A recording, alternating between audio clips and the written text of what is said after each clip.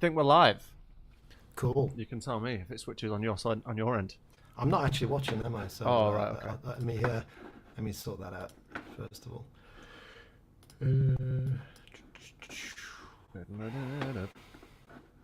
Looks, yeah, from my end, it looks like we're live. Yep.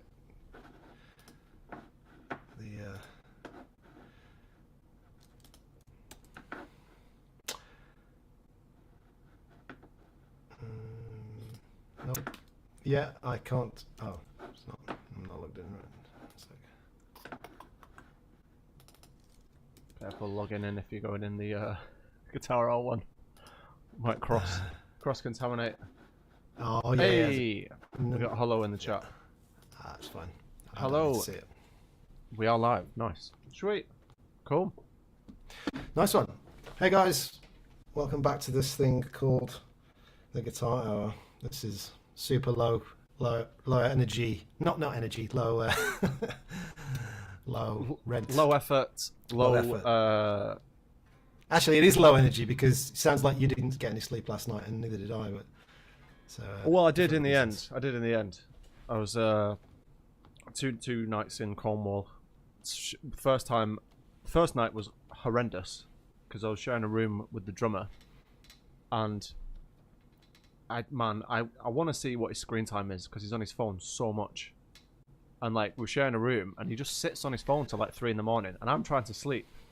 So like, basically just got. Hang on. I'll do a dramatic. And that sounds horrendous. Basically just got this like lying next to you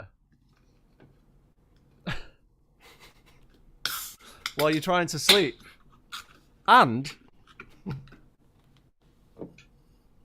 he's got this really weird, like, he calls it sleepwalking, but it's not that because he doesn't get up and walk. Like, what is it, Dan? Well, it's happened twice. Is it really? Is it better the second time? First time, neither one of them was consensual. The first time, he's on like a little sort of camping bed here, and I'm over here. And show me on the lap steel where the drummer. Yeah, exactly. In his sleep, he just sort of reaches over and he's like fishing round. I'm like, what is he looking for? And I hope it's not my dick. But this time, like, I sort of, we're getting into sleeping habits straight away, but I sleep with like a pillow for like balance and I'm protection. Not cuddling it. It's not, balance and protection. It's not cuddling. It's not a teddy bear. And he did the sleepwalking thing, but what he did is he reached over and grabs this pillow that I'm asleep on, and like wrestles it away from me. And I'm like, what's going on? And then he just throws it in the middle of the room. So, yeah. Rock and roll. Not great. So, yeah, that's that. But I slept alright last night. And I went to IKEA today to buy a new mattress topper to celebrate. Hey. Good sleeping habits going forward. So. And, yeah. You know what you need? You need one of those, I take with me to all hotels and stuff for my... Anime waifu pillow.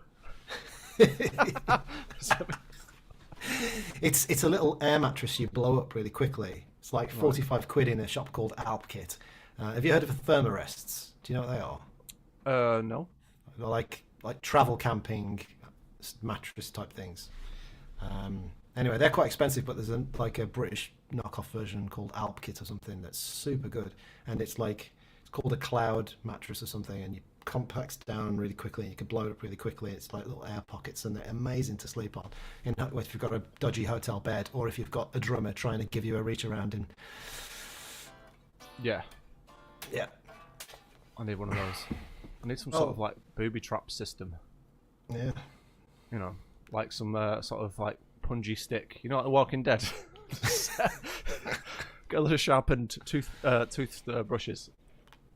But yeah, well, I like the new camera angle on your end. It looks a bit like it's a bit Beato. It's a bit kind of producer. It's a nice angle. I have to keep every time I do this kind of angle though. I have to move the cameras all around. It's a right faff and pain in the arse. But I can't decide whether I like it for just full time or not. Kind of whenever I'm doing something on a video at the computer, I'll sort of screen capture while I'm looking at it, and then edit the video where I put like a big floating version of the screen capture. So like it's this angle, but you know, a large. Oh, I see. Yeah, so it's like you're looking at it. Yeah, so that's quite cool. But yeah, I've got a new setup in general. Really, I'm as always years late to the party, but I'm testing out a Quad Cortex for my setup. So that's how I'm recording. Well, I want to talk to you about that, but we'll do that later.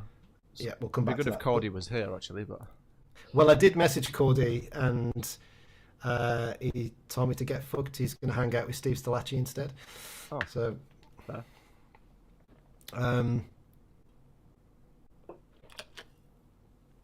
But yeah, maybe we'll...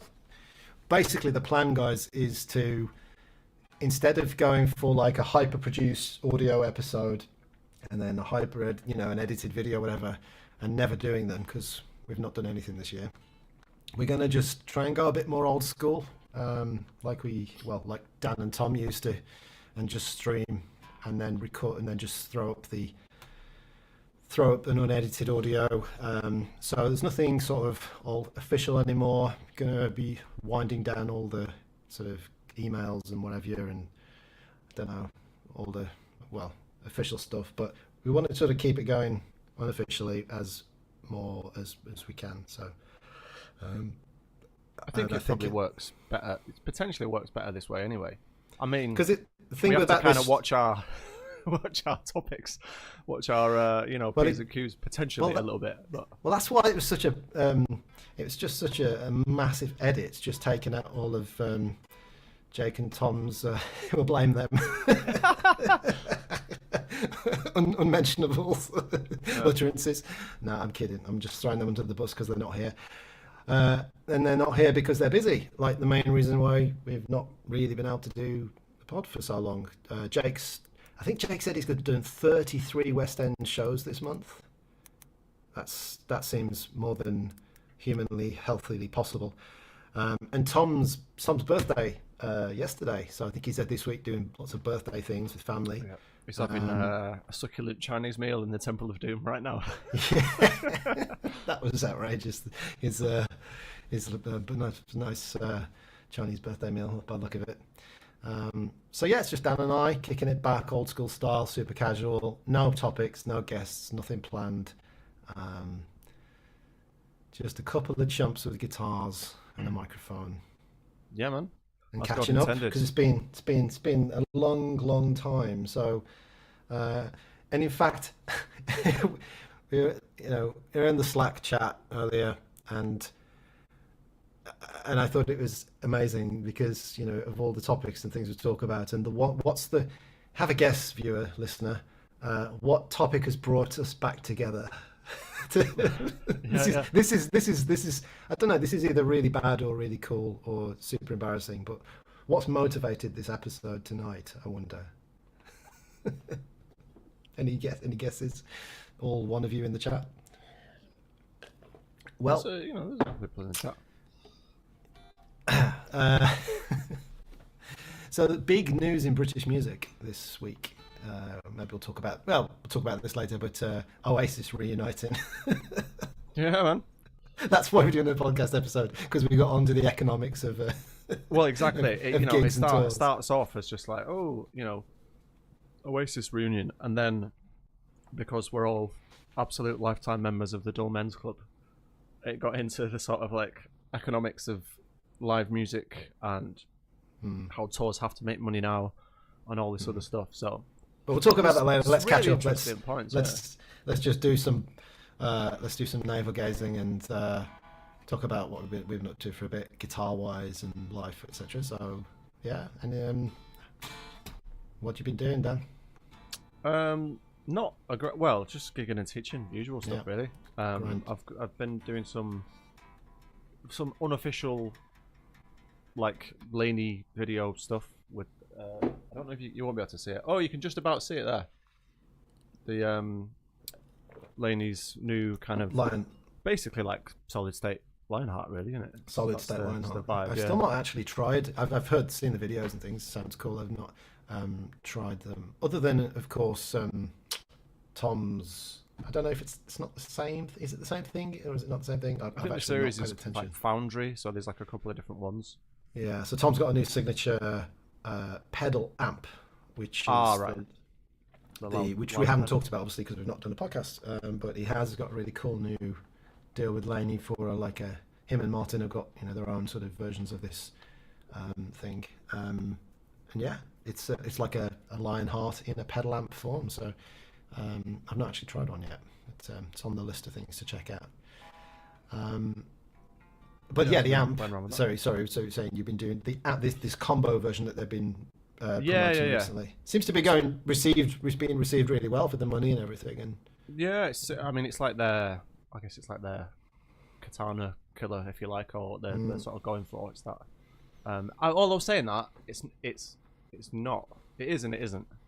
The reason I say it isn't is because, Boss Katana has got like stuff built in. You can. yeah, it's got kind of have effects and effects like and all the things, and stuff like in it. loads of loads of different channels, and it'll do quite a lot of things. This is more like, it's a bit more of a player amp, I guess, because it's got like basically two channels, clean and then sort of lead channel. I wouldn't say it goes into like mountaintop, screaming with the wind in your hair kind of stuff. But it's basically just like a two-channel amp, but it has got reverb, chorus, and tremolo on it. So it's a bit more like a standard two-channel amp that you'd use pedals with, rather than something that's trying to kind of do everything as like a practice amp. Yeah. You know what I mean? And both things have their place, I guess. Yeah, I'd probably gig something like that more, because that's how I use amps. But if you are, a teenager and you just want something in your bedroom that is all in one and you can just dial, your sort of Metallica tone in or whatever, that might be a different thing. But yeah, it's been cool. I took a different sort of tact when they were like, "Do you want to do some videos with this?" Because the standard, I guess, would be like to do a sort of YouTube review kind of thing. But I figure there's like probably a million of those. So my brain was like, right, I'm just going to try and take the amp, pretty much only the amp, although it's changed a bit now, and just make as many different things in as many different styles as possible, really. And just do a lot of reels. Because like content-wise, in a way, that's the way content works these days. That's potentially more beneficial, because then you've got like these, you've got all these videos that you can like drip feed, rather than just like one kind of YouTube video that just sort of sits there, but it's been fun, because it's kind of like I give myself a brief, and it's pretty much got to fit loosely in a minute and a half. I did the Salma Hayek influenced one. I think I posted that yesterday or the day before. No, they're great, man. Really, the little tunes you're doing are It's cool. I think I'll probably work better with like a bit of a brief like that, really. Because once you get on a bit of a roll and you've got it set up, you kind of know where you're going. But yeah, that teaching, gigging, not a huge amount. Bought a bass. You're doing more bass gigs, aren't you, as well? Yeah, I've been dipping on bass here and there, so it's there actually. Funky. So I bought this Squire bass because I was getting roasted for having a 5-string bass. I bought this little 4-string Squire jazz bass, which stopped me from entertaining. Hang on. Stops me from entertaining this very strange 70s Ibanez, like Howard Roberts thing, which I think it's like Gilad Hexelman got one. It's sort of like, it's got a sound hole but a pickup right next to it. Possibly, is it Rotem? Does he have one with an Ibanez with a? Oh, maybe. Yeah. It's it's a really odd model, but I was like, wow, that's mental. But I don't need it, but it is mental. Yeah. So I didn't buy that. I bought a bass instead. Went to a guitar shop and bought a bass. What a traitor. Yeah, practicality's won out, and sensible purchase. Yeah, because I bought this bass and it's like I do one bass gig and then it's covered, whereas the mental Ibanez was like 1,500 quid. But I still think about it. One that got away. Well, it's one of them. Several yeah. that go away. But yeah, I don't really have much other than that. I think story-wise, there might be some stuff mixing about on the horizon, but nothing's super confirmed yet. So I will not say anything to not jinx it. That is, yeah, sensible. So, what about thee? Yeah, so currently taking a bit of a break from gigging. I've got a couple of weeks off. It's been a really crazy summer, a year really with gigs. I've been getting the recurring neck arm pain issue again, and yeah, that's been quite problematic for the last 4 months again.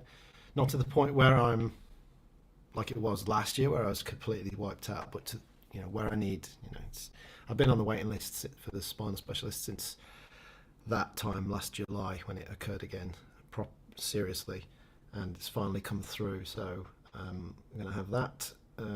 Have you already had like a sort of diagnosis and stuff with this, or not? Oh yeah. Oh, okay. I've had like, it's so, without super dull and boring, but 2015 it was first happened, and yeah, it was just 3 months of unbearable constant agony of nerve pain. It's finally subsided. Then it was quiet for years. So then 2018 was the next time it happened. That was the worst. That lasted for 6 months of continual nerve pain. And it's the thing that just nothing, even on the strongest of prescribed painkillers, just not even touching the sides. And the pain, like the problem is in the neck. That's where the disc is trapping the nerve. But the pain actually is often not there. It's in the arm, because the nerves radiate and go all down the arm. So the pain's actually all in the sort of forearm and elbow and area. Yeah, so crippling. It's horrible.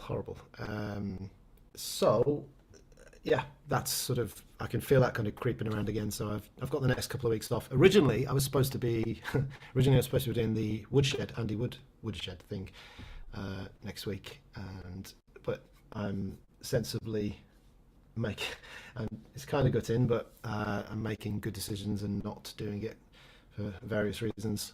And the primary, most important one being that it's just health-wise, it's not the right thing to do. I've got my spinal specialist referral, and yeah, I've got to get that sorted. So it's one of those things where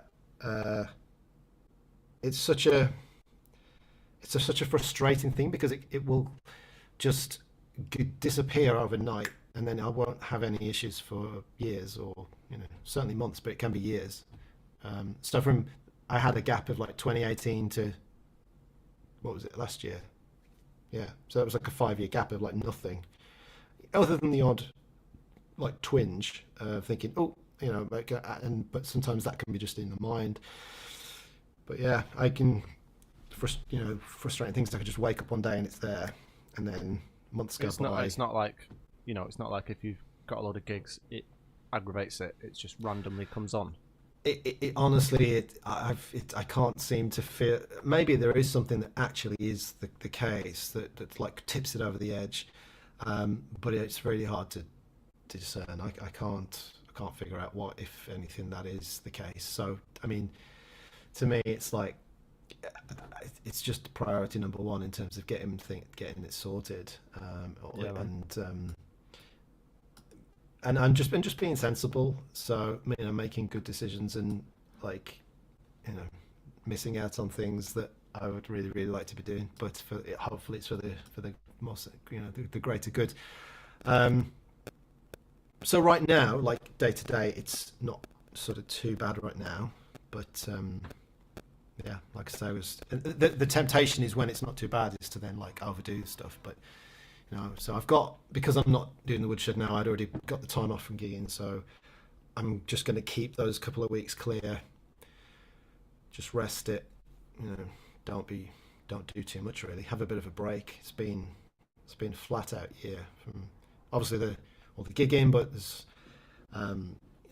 just, I'm doing an awful lot at the moment in terms of sort of revamping or wanting to revamp my own content. So we've also been working on Solo again and the next version of that. So just tons and just incredibly busy, and not really taking a break. So it's a good thing, I think, to actually take the time off.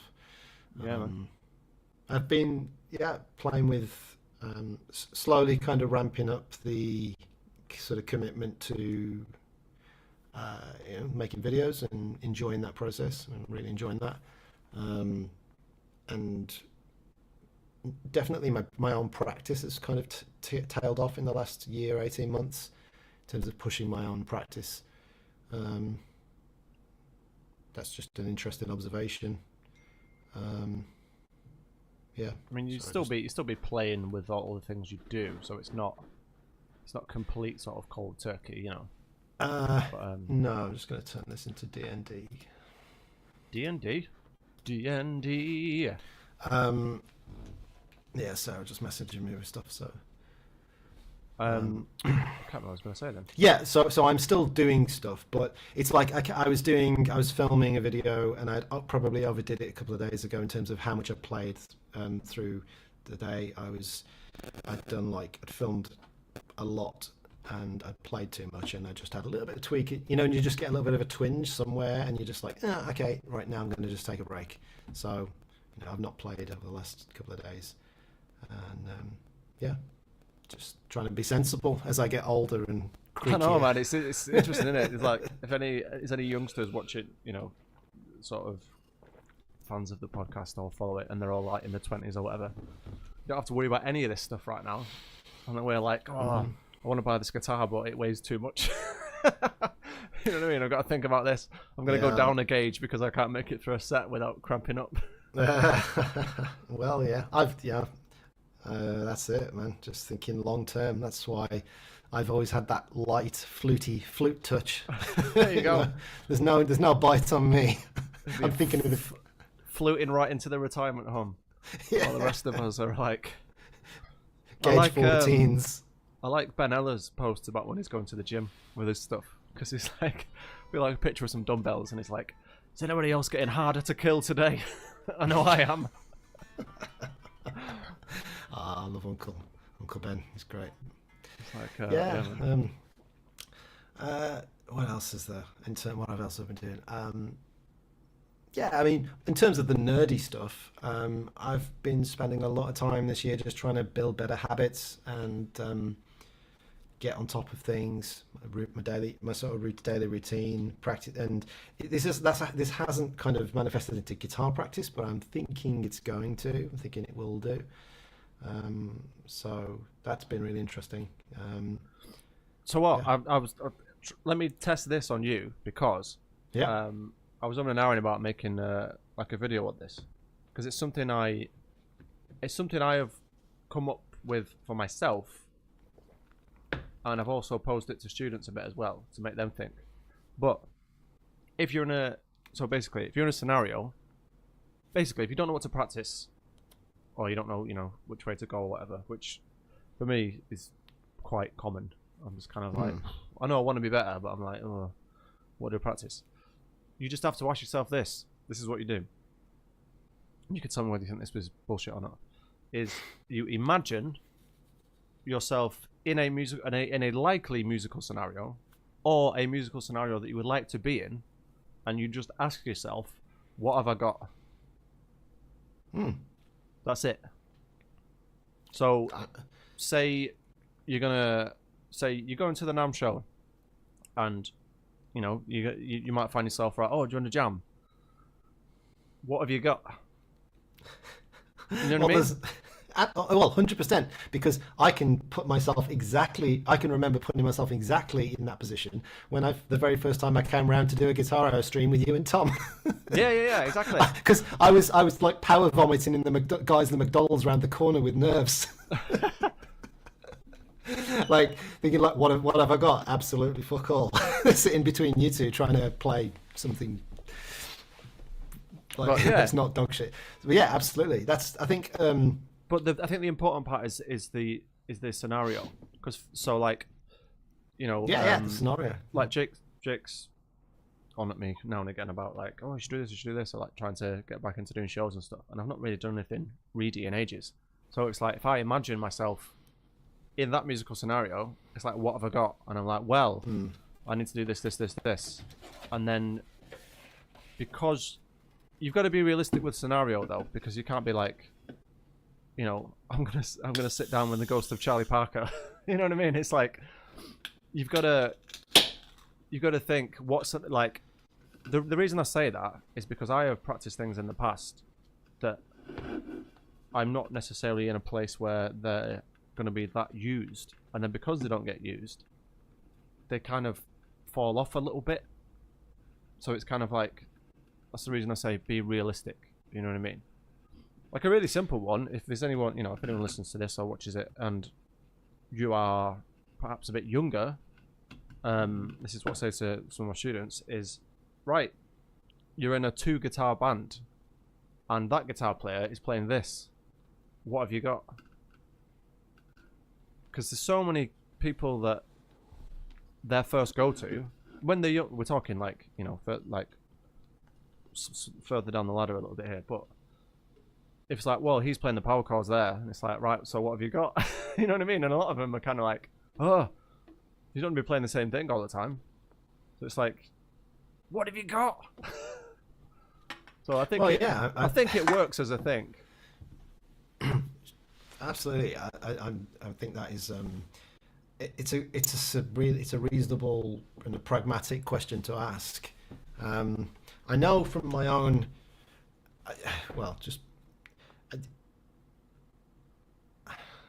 I had quite driven motivations at various points in terms of like practicing just for the sake of being able to do a thing that I was deeply motivated for, and coming off the back of not being motivated or not doing it. So for me, I do very much enjoy, like I know what I need to work on, I think, or I know what I want to work on. I often find myself just with not having the time now, or not having the logistical the logistics of it are harder now than it was back when I was sort of just like doing the same thing every day with pockets of, it's kind of weird, it doesn't make sense, you wouldn't think that it would be like this, but it just ends up being that way, that now it's I think it's harder to actually find the time. But I think I know still what I should be doing, and definitely what I want to be doing. Yeah. Asking the question though, if you don't have that, it like kind of it's like you were saying earlier about giving yourself a brief, isn't it? Like Yeah.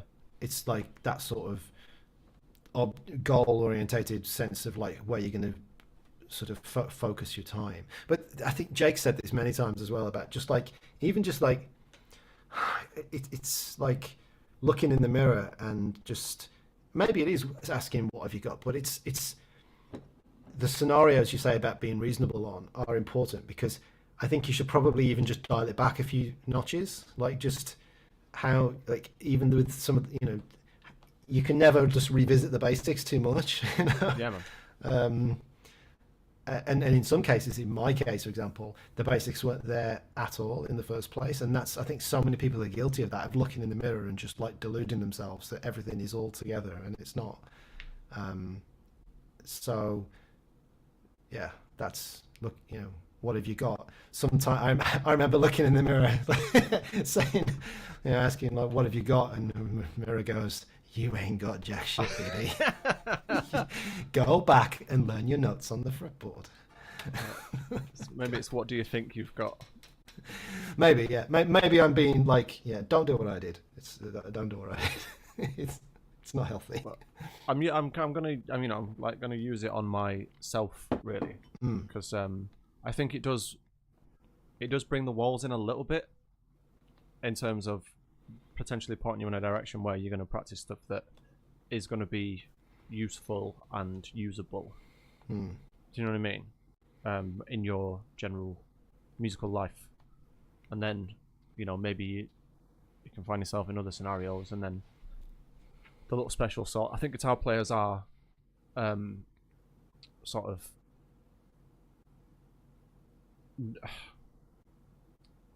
maybe the kind of people that will practice 80% of the time stuff that they're probably ever going to play 3% of the time. In a lot of cases. You're talking about playing in a live situation as a performance situation. Yeah, and just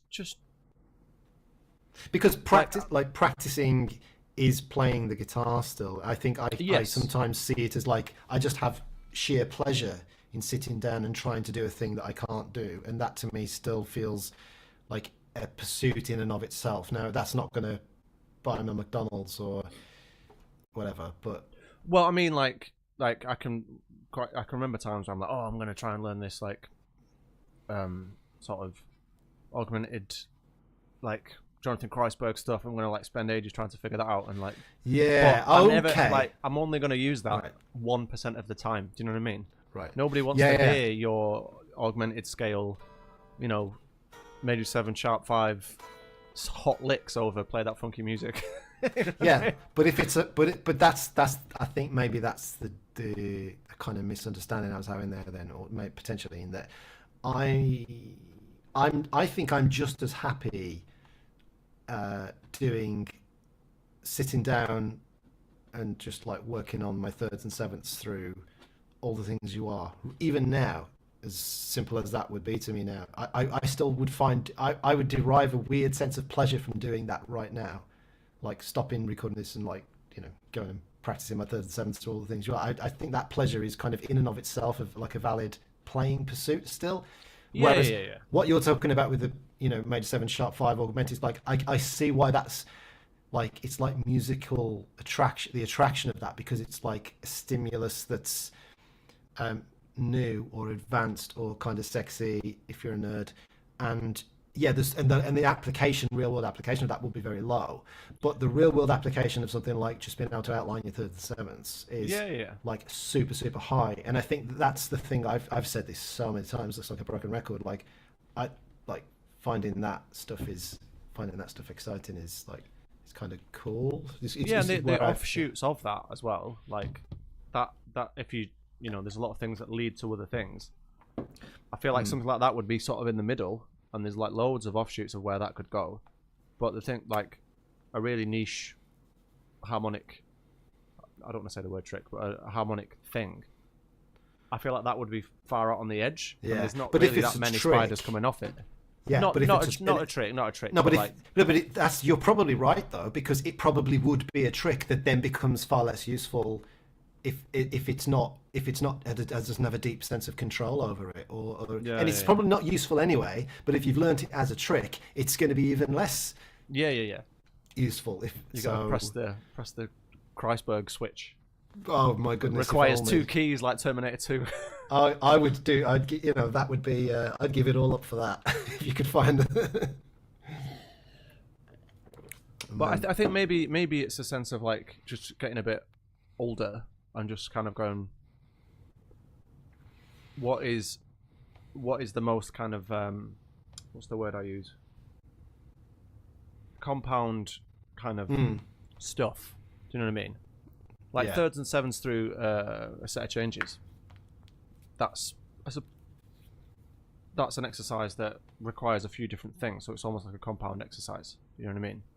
Or like I think about stuff that takes a few more parts of the brain and can go in different ways as being like sort of the most useful stuff in a way, or like that's like the real gold. Do you know what I mean? Like if you're trying to do like solo melody stuff and things like that, or playing in like a duo where you've got to do comping and soloing and then interacting, those things use a lot more muscles. And if you can do more of those, they're probably going to have more impact on your playing than the very niche stuff, you know. Yeah, absolutely. But I think I that's strange you say that, because I feel like that would be even more compound than the thirds and sevenths thing. Like in terms of the skills required to do it. Like that's what I'm saying. I'm saying like I put them kind of both in the same sort of camp in a way, where it's all like real you know, that stuff is going to yield more returns in multiple areas than something really niche, which is probably going to take a lot of time because it is quite advanced. Yeah. And it's like, it depends what you're doing, man. It depends what you're doing. Well, that's the thing that Tom's always said about jamming with people at NAMM and whatever, isn't it? Like, you know, you can get, or just jamming with people in general. And it's one of the things that was so, like, transformational for my playing was playing with you and Tom and jamming solo duo, you know, not solo, duo guitar stuff. Was it works on so many things all at once. And that it's like everything is just being leveled up. So your time, rhythmic chops, voicings, like the way that, you know, this is even before you start taking a solo. You know, your sense of form, your internal clock, all these things that it's like a multi-skill level up for one thing, and you're getting a musical experience from it. So it's like it's one of the most, you know, yeah. But it brings us back to the podcast bingo of like core minimal skill set. I remember like even just having the work involved to get that foot in the door, to be able to even just sit down and do that is just like quite a lot. It's definitely a video or like a series or a tutorial or something on the core minimal skill set thing. Because I think it's super interesting. Like what is you know, you ask the question, like ask yourself what have you got, but what does it take? You know. It's starting to sound like some sort of Royal Navy advert. This. You know what I mean? Yeah. If you can play a ukulele, you can play a... if you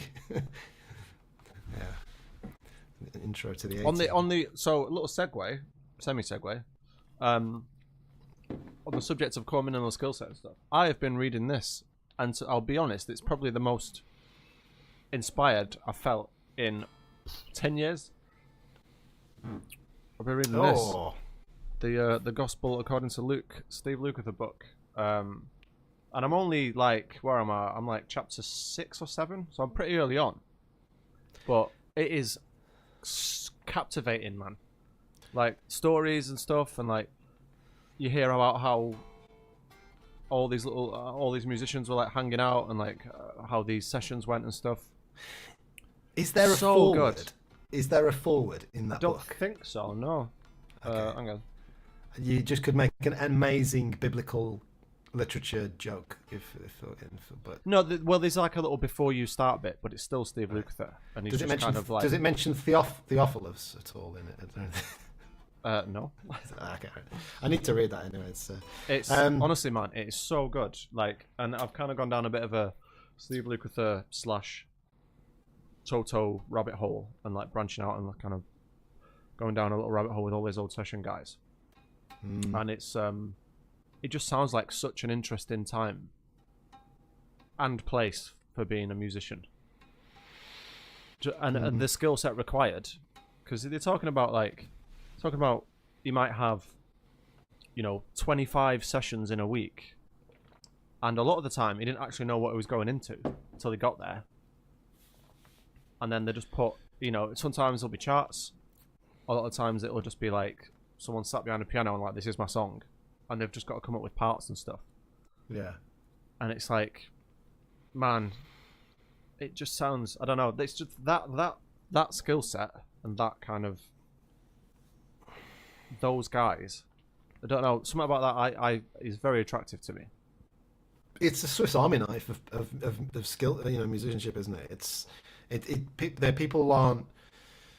I mean, because it's interesting because that work does not exist anymore, or in such short supply. Yeah. People don't need those skills, so I wonder if it's like a self, you know, it's just going to get, people will just not exist like that anymore, like the kind of Lukes, the, you know, Landau's, Pierce, and, you know, those guys. I mean, I'm trying to think of younger guys that can do that, and you've got like and like there's Sean Tubbs, there's Bukovac, there's you know, those Nashville guys, but even then, like I wouldn't before, like, I think I was totally aware of the 80s and 90s session players, studio players, whereas I wasn't aware of Tom Bukovac until he was on YouTube. Which is, I think that's super interesting because he's a top, amazing player, one of those guys. Obviously, he's a not West Coast, but like presumably doing those kind of maybe it's at a different level, and I'm just not equating it correctly there. But maybe this feels like there should be some sort of equivalence there, but I certainly didn't know of him until he was on doing the YouTube thing. So just maybe like just because the jobs aren't there, maybe and aren't required. People don't need those skills, so they're not sort of forged to be the next Luke or Landau or Huff or whoever.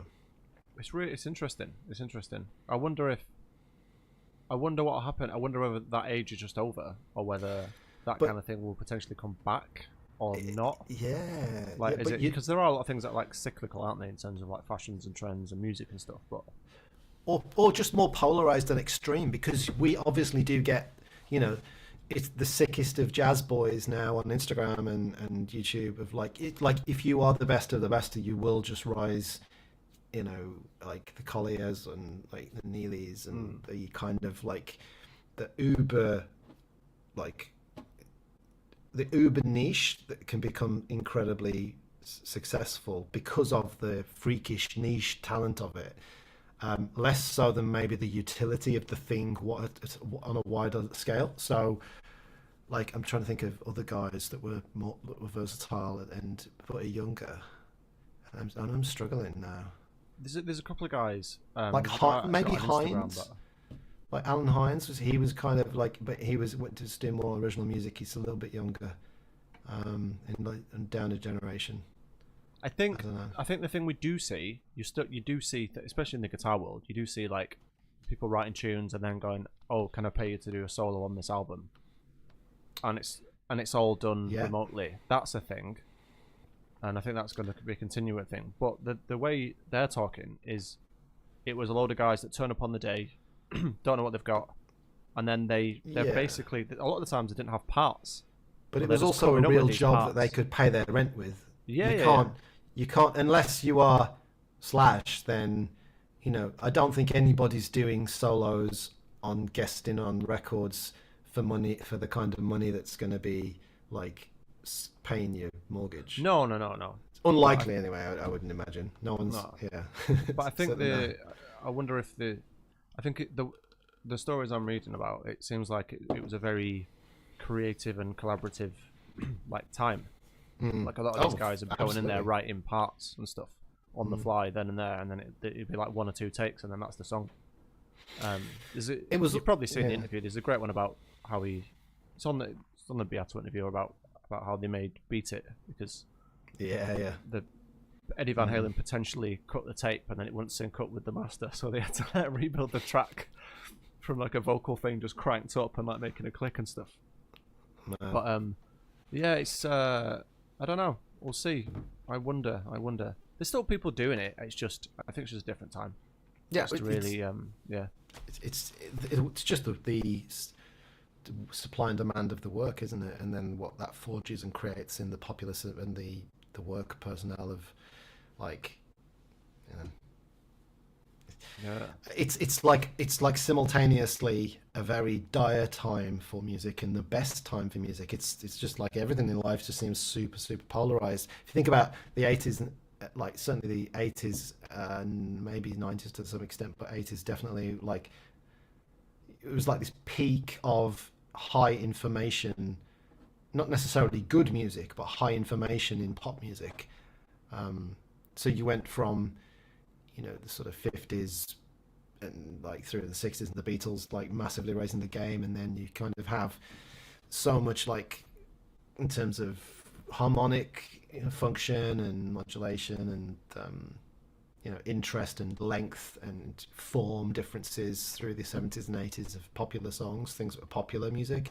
And then I think we've definitely seen a reduction in the amount of information in Whether that's resulted in better or worse music is not for me to say, but I think that is quite definitely a case in terms of what is hitting the charts and is within popular sort of mindshare. But at the same time, within the niche of that we all exist in and other people exist in, it's like it's never been a better time for amazingly creative super freaks that are just like spaffing out like awesomeness all the time. So it's like giveth with one hand, taketh with the other. Yeah. So what were you going to let's do some loose topic. Yeah, What were you going to ask me about? You said something about Cordy. Oh, right. testing. So I see all the cool kids. Everyone's got a quad cortex these days. I still have a Helix, and I'm like, should I be selling this and then getting a quad cortex? I wish Cordy was here now. It'd be hilarious. You know what I mean? Like, Yeah. there's a couple of reasons. One, I see people make again, and this is absolute like consumer trap that I've fallen into. It's Right. I see people like Jack and stuff, and I see Jake, and I see all these guys that put out very slick, produced. Everything sounds like it's just straight out of the box fine. It's probably not the case, but Are you talking about the final result of their music or the guitar tone in the on? both really. Okay. Oh, Jake's in the chat. Hello, Jake. J Dubs. We'll see what happens. But yeah, so I'm seeing that, and I'm like, oh, maybe my brain goes to the Helix. This is probably not real. This is just my tech things. But I'm like, oh, maybe the Helix is a bit like a PC user where you know what you're doing. And then the Quad Cortex is like Apple, where it just does it all for you and sounds great straight away. I mean, you're not. And it's smaller. You're not a million miles away. So, well, do you want me to? So I can give you my experience of the last month or so with it. You've had both. I'll still have both. I've got each of the main players at the moment. You've got all the consoles. Yeah, basically it's like, yeah. So, yeah. In a nutshell, it has some incredible things going for it, and some baffling, like awful stuff. It's a real mixed bag. Like the reason, start with the reason. So the reason I've got the Quad Cortex was that my PreSonus down here that I've used for years now, it's kind of died, and I realized it's got a real big problem with the interface, which I discovered whilst doing videos on neural DSP plugins. So it's got real issues with the gain on the inputs 1 and 2.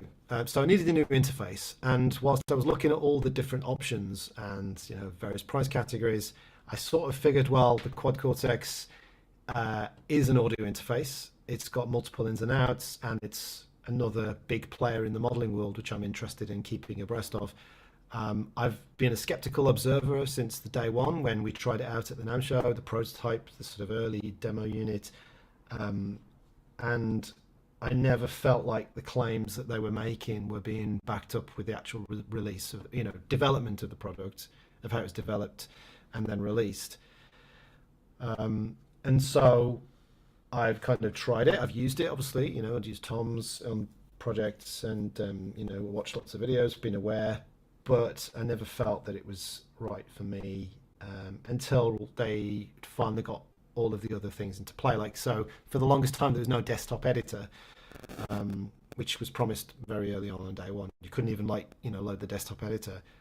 Simple thing, there was no looper. There was like very minimal effects.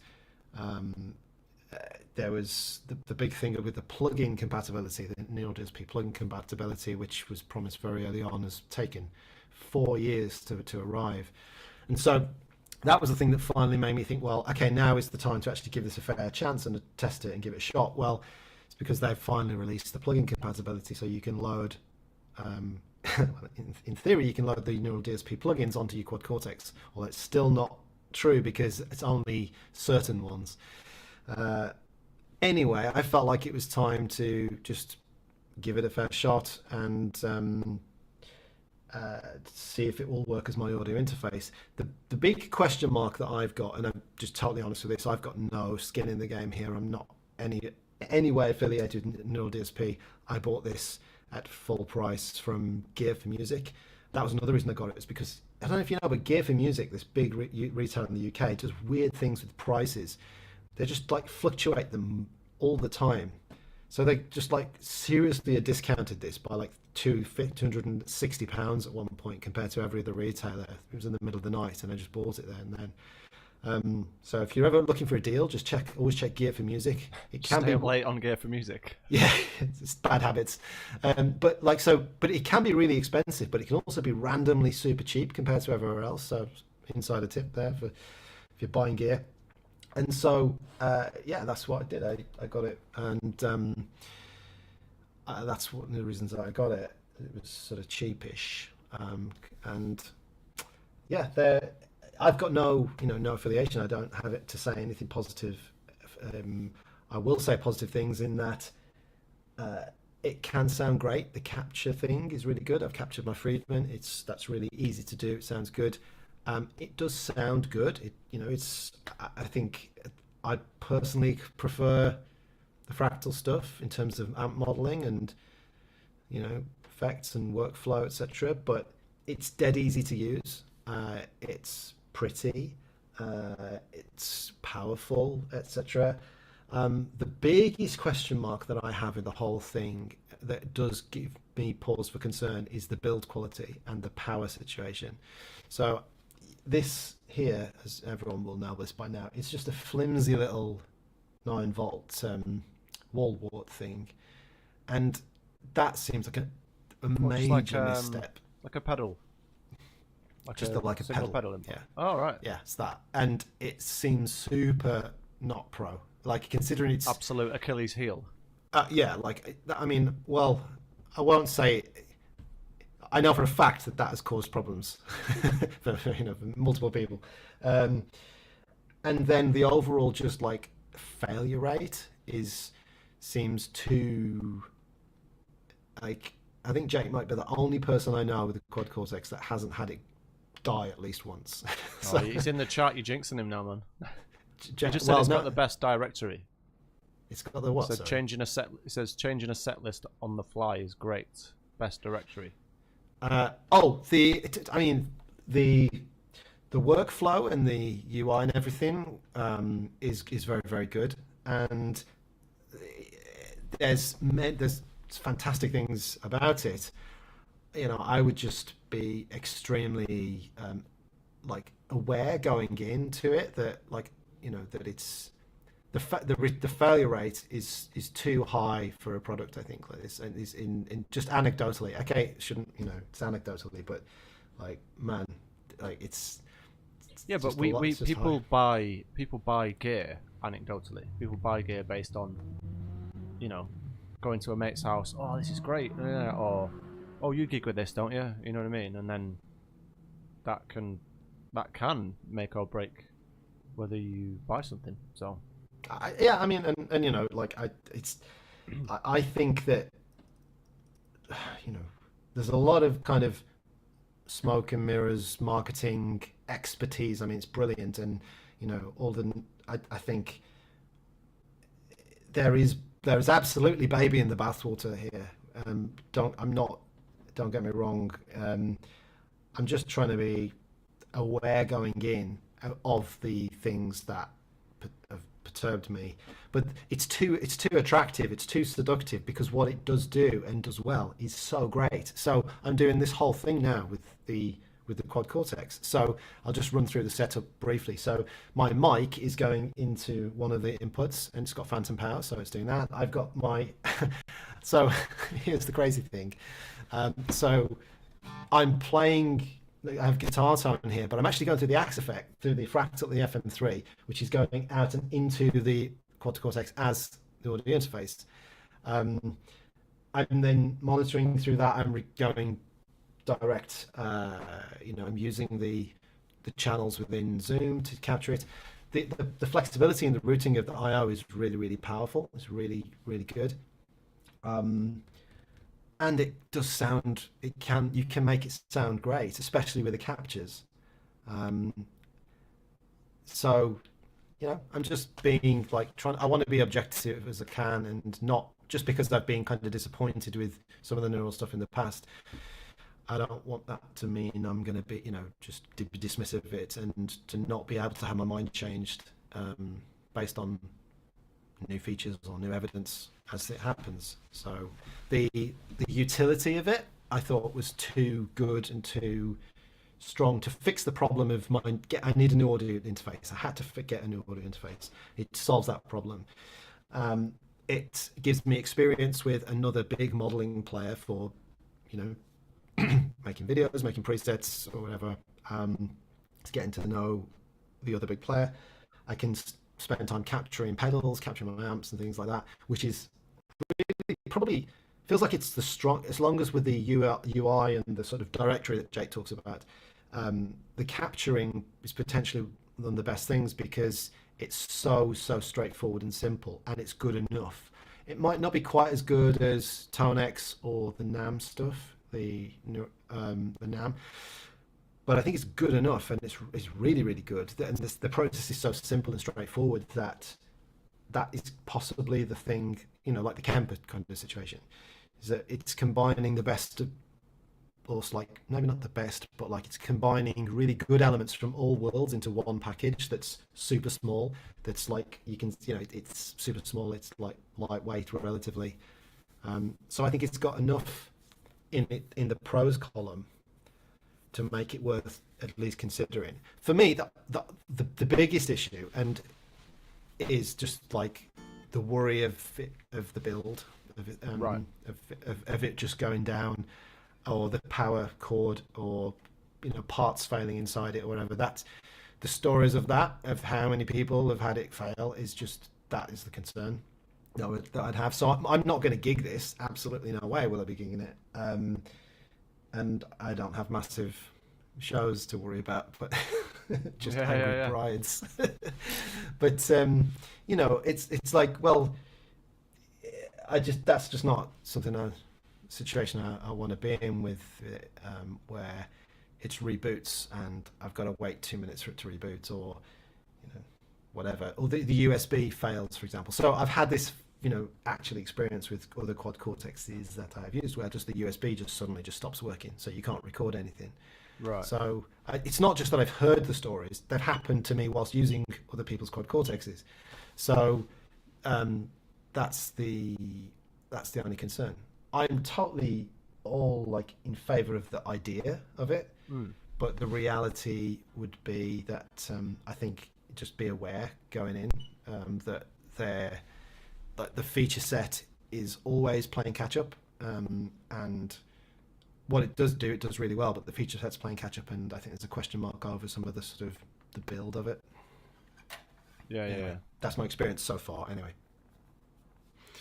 So as it stands, probably don't need to get one. It depends if you're going to gig it. To see. Well, yeah. Well, these things like the Helix, I've never gigged it. I sort of don't really want to. It's kind of a big thing to be lugging around. Yeah. And I just have it here, so that if I'm ever recording stuff or like I'm making something, I can just get to stuff straight away.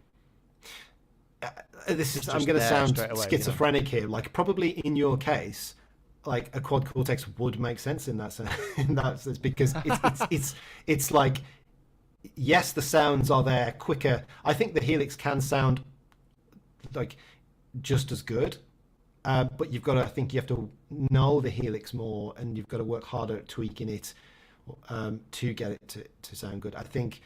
But there are some things that are really missing in there, because there's so fewer amps and effects within the quad cortex. Like it does the really clean stuff really nicely, it does the high gain stuff really nicely. There's the sort of more mid-gain, throaty sort of, I don't know, boutique Dumble-esque kind of thing is not really there in the amp models, which is something that I'm really keen on tonally. But the drive pedals are fantastic, so you can maybe get around it that way. like I say, what it does offer sounds really good, and it sounds good quicker out the box than the Helix. I know the HX stuff really, really well now, so I can get those sounding good very quickly. Yeah. But I think for someone, that wants to get great tone immediately at the box, well, first thing is get the Fractal, because that's hands down the best. Like, in terms of like dialing up a preset and it just being phenomenals, then they're the only game in town, really. But when it comes to like below that, then the Quad Cortex is very good. Tonex is also excellent. So again, that's not modeling; it's capturing. It's just purely capturing. But yeah, if you just want to go down the capture route, which is a bit of a wormhole in itself, but just doing captures and the cheapest option, then Tonex cannot be beaten. Tonex is like phenomenal, and that's full of problems and flaws as well. So the software is pretty awful, and it's got weird things where it will just like something that you've bought, like an amp pack you've bought in Tonex, will just suddenly disappear from your account for 2 days at a time. But the core sounds that you can get for such a low price with Tonex is incredible. Anyway, slightly tangent there because it's not modeling, it's capturing, which is slightly different. Yeah. But the Quad Cortex does sort of overlap. Really, the answer is save your money and just work harder at learning how to use the Helix. Well, that's well, I don't know. Yeah, I won't be getting a neural DSP.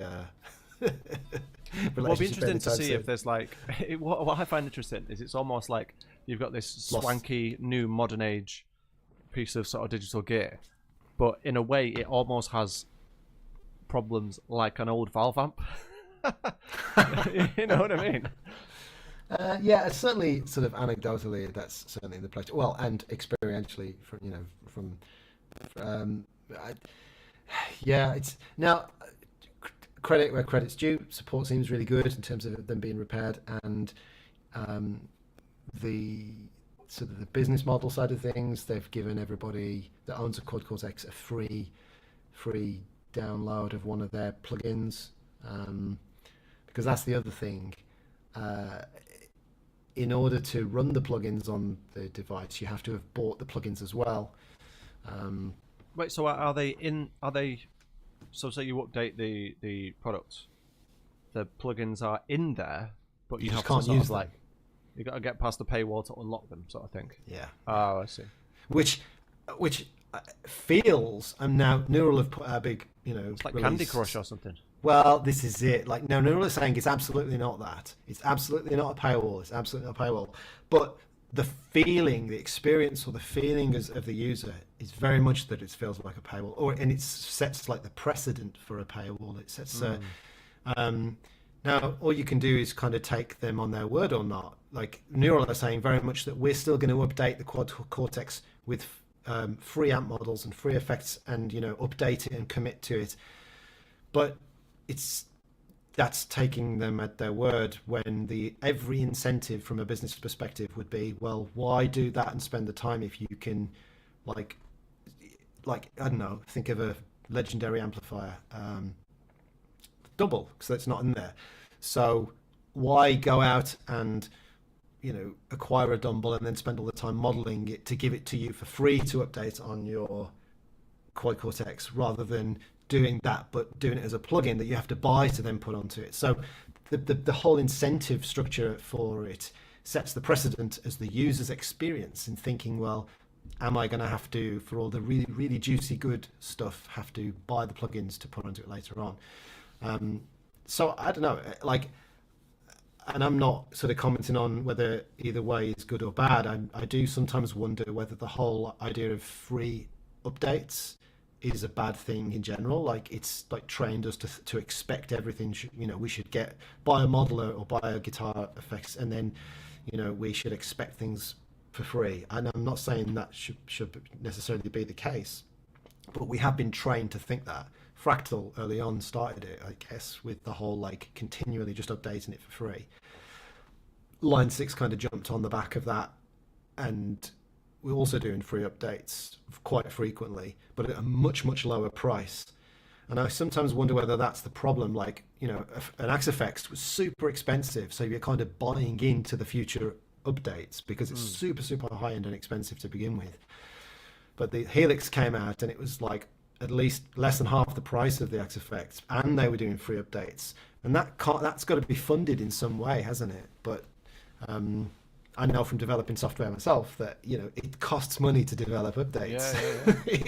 it's so I'm totally sympathetic to Line 6 to Neural in this case, that the end user has been like trained to think, well, I spent 1,200 quid on a modeler 7 years ago. Where's my free update this week? You know, that kind of mentality is not necessarily a good thing to have for like longevity of the business, longevity of a product. Like, there's something to be said for like maybe actually paying for the updates potentially. But the point is, the user has been trained in a lot of ways to think, you know, I need a free. I've bought this thing and it should be updated for free forever. And the precedent is kind of set there with the plugin paywall type DLC thing, is that, well, maybe that not be the case. So interesting to see how it goes. We'll be watching interesting as they do the next few updates. I think from a consumer perspective, I sort of don't mind. I don't mind the by the unit. There is like a kind of basic, you know, update thing going across the middle, and then with Neural, you've got all the artist packs, and you've got like these niche, slightly more dialed in specific things that you could then buy. I think those two things kind of make sense. But well, maybe that's the way they do it. And a tricky one, isn't it? Yeah, it is tricky, and I will be totally fair to them. Somebody pointed this out to me after my video on the subject, that Rabia Mustard's got an archetype plugin that is widely acknowledged. It's just, you know, modelled the Kraken, the Victory Kraken amps. And as far as I'm led to believe, that the timeline is that plugin came out first, and then after the plugin, they released the Kraken models for free as an update. Release the Kraken. Yeah. Yes. On the Quad Cortex as an amp model, and not a capture, but a model, and, you know, within the Quad Cortex, which goes some way to kind of disproving the fears that I'm potentially like raising here as a question mark, or many people have been raising. So we'll see what the future updates brings to them. But overall, my experiences are that it's an interesting piece of kit, and I'm curious to sort of get to know it. And it solves a problem. I needed an interface that does these things, and I was chatting with Tom loads about like all the sort of Antelope stuff, and like looking at all the different price categories. Like, do I just go balls to the wall, you know, spend a ton of money and get the best thing? Do I just do another cheap thing that's gonna just scrape me by? Or like, what's the right answer here? And this kind of like just was the sweet spot of like affordable. It will do all the interface things, or most of the interface things I think I need or want, and it's also a capturer, and it's another modeler, and it's another thing to produce content or videos potentially on. So yeah, that was the rationale behind it. I wonder if they'll make like a V2 and address some of the hardware issues. Sounds like years ago. I don't have it anymore, but I had a Fender I don't know if they've acknowledged the hardware issues though. I think obviously okay. it doesn't make sense for them as a company to acknowledge that, does it? You know, you just deal with that as and when they occur. I don't mean necessarily publicly acknowledge it, but if it's like X amount of units went out, and say 20 to 30% of them all have the same issue where they get in. Let's not talk numbers there and that. No, I'm just saying, hypothetically, for example, we don't know. Obviously, like if I make 10 things and then four of them come back with the same issue, I would probably think, maybe if I'm going to revamp this, I will take care of that issue so that the build quality for my next thing is I remember taking this twin amp to this old dude that lives in Salford, and he's been like fixing amps like forever. Like he's like 80 something years old, and I took him this. Was it a twin? I think it was a twin, and I said, "Oh, it was a bit noisy," and he's like, "Well, you see, the thing is, when they made these, they built them wrong. It's just like they put the reverb tank too close to this transformer or something." So I was like, "I can do this mod for you," and it's kind of getting that. Jake's saying, "Always spend all the money." Absolutely not, sir. Really, it spends 6 months making a decision and then don't spend the money. Toil over every tiny little thing. Sensible. Yeah, I mean, like it could just be when I'm totally like it could totally just be a cluster, a cluster of anecdote, and I'm certainly prepared to. But I think yeah. So anyway, so that was gear updates. Yeah. Tom's in the chat as well now. So hold on a second. They're both in the chat. They're apparently too busy to join us. I think. He said he just got back from a mega. I just think they've ghosted us. I think monkey brains. There was no monkey brains. And his snake soup or whatever. Pre-union. So very briefly, Oasis are back together.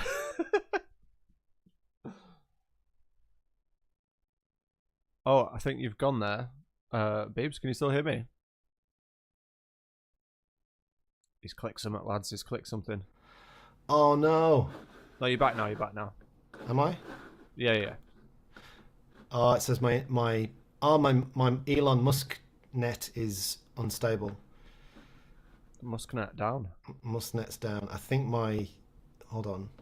My internet's gone down. On the one 1 second. Still hear you. Can you still hear me? Yeah. Okay. So if it's working, I won't touch anything. What did you want to? Because you said about this is the whole reason we're doing this is because you said, there's a podcast in it. So yeah. So being from Manchester, Oasis were sort of semi big deal when I was growing up around here, and I guess just generally. A semi-big deal? Are you kidding me? Deal. They were the biggest band in the country by a country mile. So let's just they were huge, very beyond huge. Give them their dues. You didn't have to like it, but they objectively were. If you track back, I mean, I would say even today, the amount of people that picked up the guitar because of Oasis to potentially learn Oasis tunes and stuff in England, especially up here, it's probably quite a lot.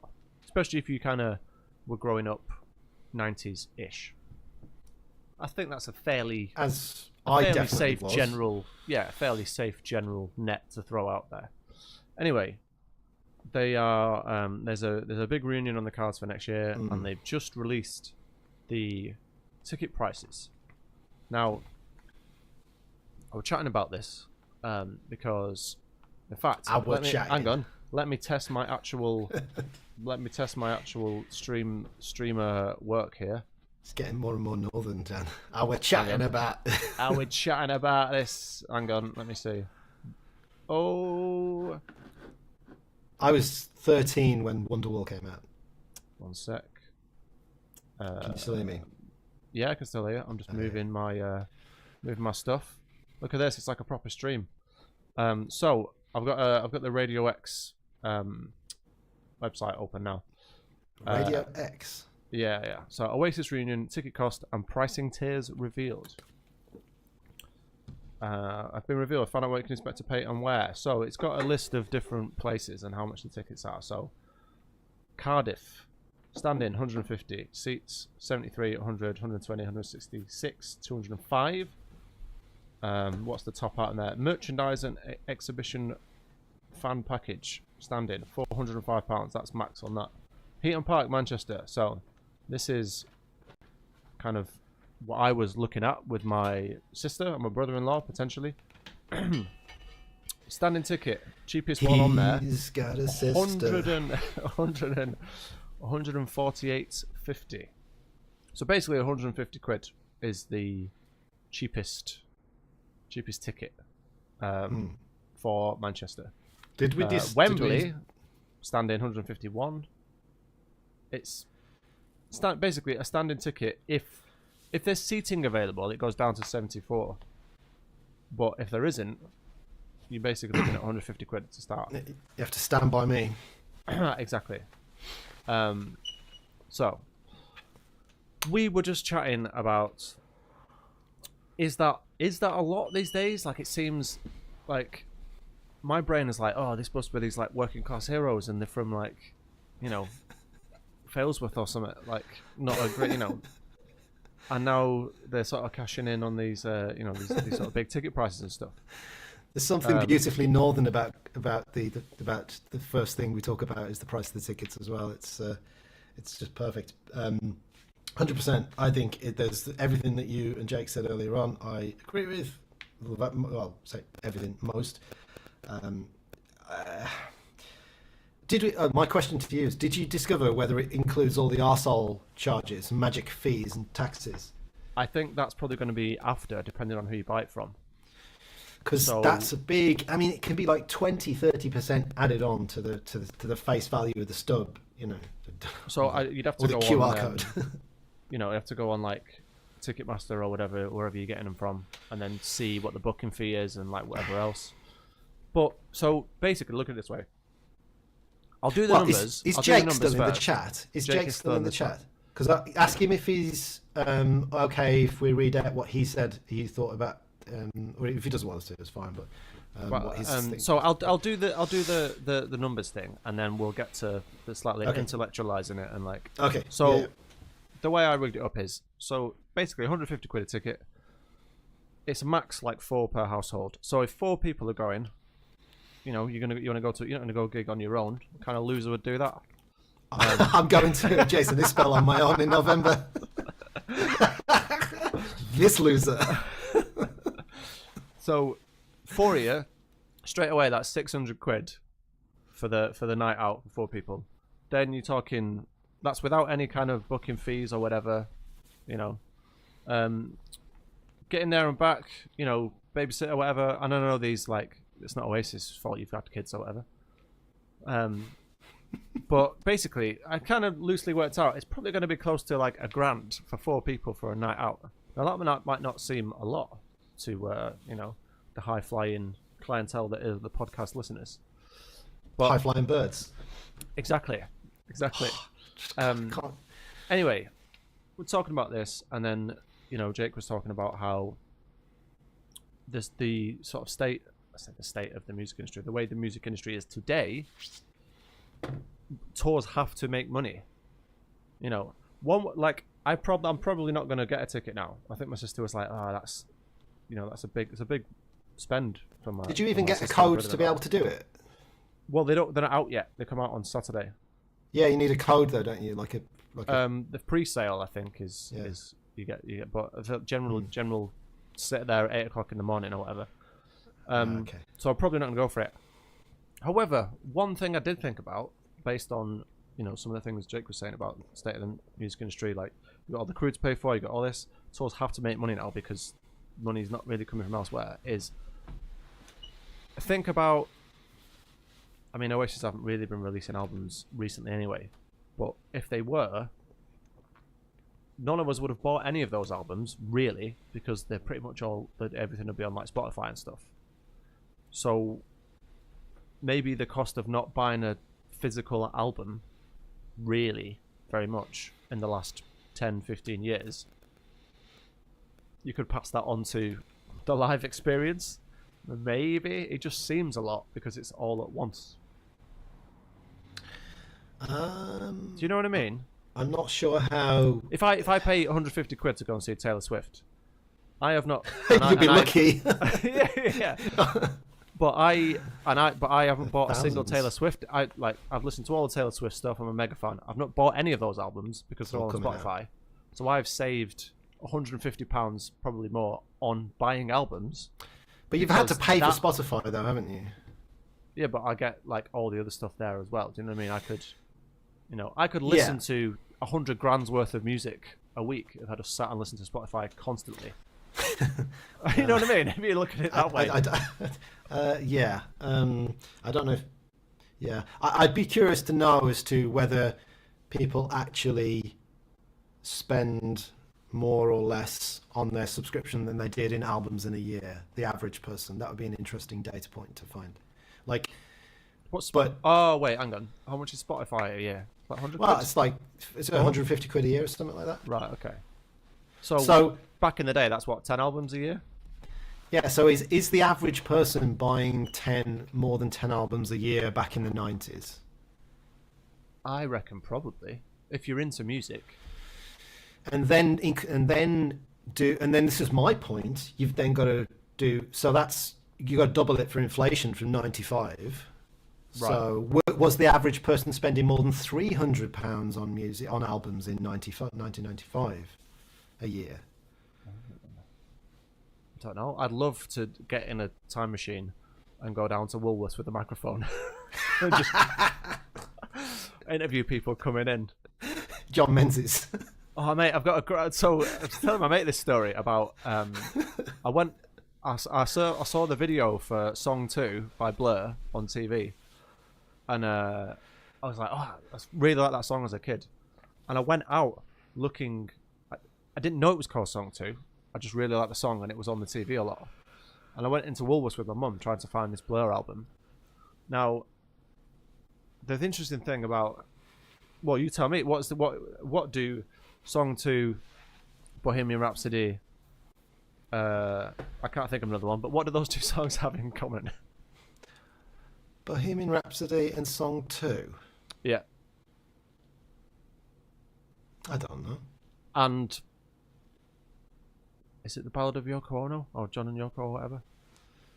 What do all those songs have in common? I don't know. The name of the song is not in the song.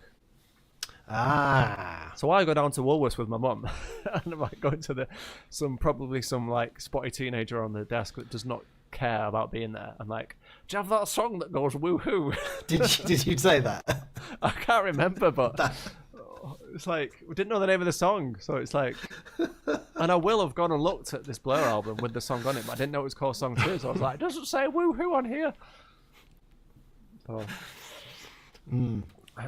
anyway, so Jake's chiming in on here. He's put definitely maybe, but anyway, he's put Yes. per artist though. The relevant bit is sales to the artist per release.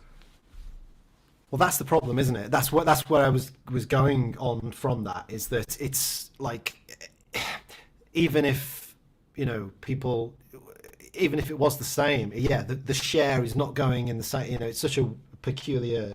Like the industry is still fucked because of the way it's all divvied up and sets and so on. But I do think it's probably fair to say that when you I mean, my calculation was all of this. Like, I'd looked up the price of a Nebworth ticket in 1995, which was looked to be about £30, including booking fees. Right. So, and then I did the inflation calculator, which was doubled it so £30 to £60. So £60 now is £30, the same as £30 value back in 1995. And then if you think about how the butchering of the industry and how awful the industry is now, and maybe that sort of, like I said to you, it's like maybe it doesn't feel too bad, £150 for a ticket. Like it is bad because people's living standards have got are worse, and income is not scaled with all of that. So it's bad for the people that can't afford it. But in terms of the actual raw value to the market and the state of the economy, etc., maybe it's kind of in the industry, maybe it sort of tracks. But I don't know. It's shit. It's shit. The interesting thing is what are the scalpers going to be trying to get? Yeah, and this is it. You know what I mean? Yeah. If it's four per household, four per transaction. Oh man, I should really be 600. going on a whole defense of the little man. Jake's not here to defend free market economics, right? He's in the chat. He's in the chat. I'll be typing away furiously. He'll be just spamming Thomas Sowell links. He's just put regulation and health and safety stuff has ramped up. So, I mean, Jake does work in some pretty high production stuff, so he sees what it takes to put a lot of these kind of big things Absolutely. on. So obviously he's our man on the inside, and he likes to be cuttingly logical, which is good, because you're kind of like, yeah, you're right. He's sort of right. I don't think he's like I'd say like largely what he was saying is I agree with. Yeah, it's fun to disagree, isn't it? As always. He said definitely maybe sold 8.5 million copies. I'm still waiting for him to type. But yeah, it's we're doing the like this is like the shittest podcast ever because Jake is on the show now, but he's just like typing in. yeah. Now it's become some sort of like psychic podcast. Where I'm like, Me, it's Jake's. Like I'm getting Jake. I'm getting the word. Oh, that's a Peter K cut for you. But I mean, is that just going to be? Is that just the state of things now? So that any kind of big, I guess you could. I guess arena. I guess. I don't know. I've never actually been to Heaton Park. I assume it's that size. It's not an arena, but it's going to be obviously a big gig. Is that just how much those kind of gigs are now? I absolutely. So I went to see Tool for my birthday in June with Sarah, and so Tool they are one of the biggest metal bands, but they are still niche and nerdy. And it was at Manchester actually. It was at the AO. Yeah, is that the one that keep changing? It used to be the MEN, and then it was the... whatever. It was the one that had a car park that stank, the worst smelling car park I've ever smelt in my life. When we parked, it was honestly, Welcome, gagging. Glad to have you. I didn't do it. Jake's asking, shall he call in? Well, I've got to get up at like. Depends on how. I've got to get up at like 5 for a solo app meeting. Depends. Can he be trusted to not like keep this going and to like 3 in a massive argument on economics? He's more than welcome, of course. What was I going to say? So I went to see. I'm just going to go to the toilet. Yeah, I went to see Tool. Did you say you're going to the loo? Yeah, I'm going to put you on one man. No, I'm going to go as well. So I'll take it off one man cam then. Just give people blank screens for a second. Podcast listeners, that was an audio. This is a toilet break for us and you. Top 5 car parks. Jake will entertain you in the chat.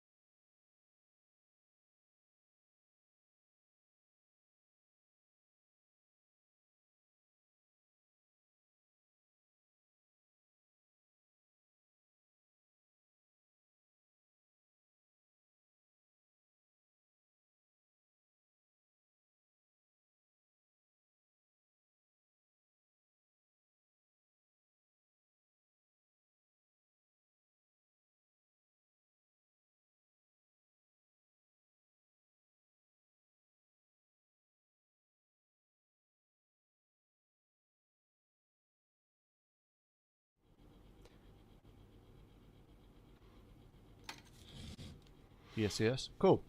Right. Is Jake there? I don't know. Oh, let me just finish the thing about Tool. So I went to Tool, Yeah, MEN, not MEN, and AO. That was it was a birthday present. So it was. I mean, so I would never normally do this. Most we've spent. So it was like £300 for 2 tickets. So this was. Then we got, like you said, we got a hotel, we had food, etc., whatever. So this is to go and see like the nerdiest of like troll prog metal like stuff. Like this, so that was still £150 a ticket, and it was like balcony seats. It was not balcony. Like what's it called? The tier, the side. Not stalls, is it? No. The opposite. The what I mean, on the sides. I know what you mean.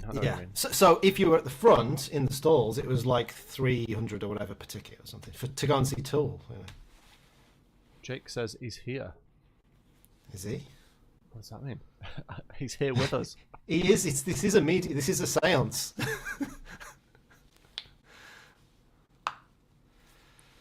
Is he? Best podcast ever. Don't know about that. We're flying by the seat of our pants here. Luckily for you, viewers, I have prepared for this, so I will just have to do some prepping. I thought we were not preparing. I thought the whole point of bringing this back was that there was no homework and there was no preparation. Well, yeah, but it needs to look nice. Do you know what I mean? You gotta sort of digitally trim your bush. You know what I mean?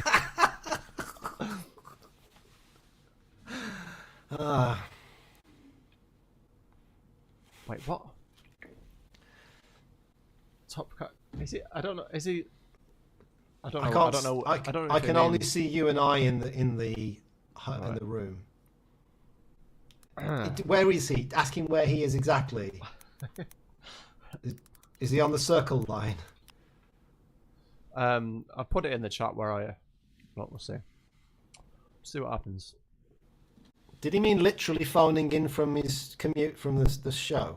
I don't know what he's doing. Like, is he going to actually phone in like a caller? Like a caller to a... Is it Superman 2? Or whatever. Have you seen that? Of course I've seen Superman 2. No, not Superman 2. It was Ian Lee. What?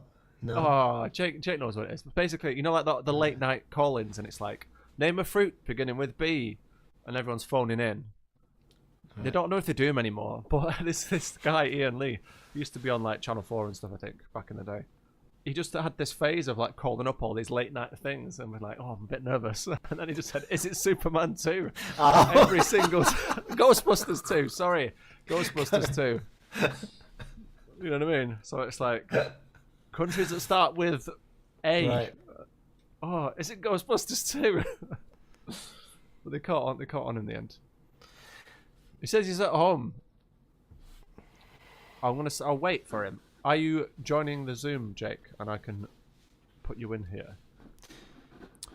But, in fact, this could be perfect because this could be like a handoff relay thing where all right. I hand it over to Jake and you and Jake do the final back end, and I can get some sleep before.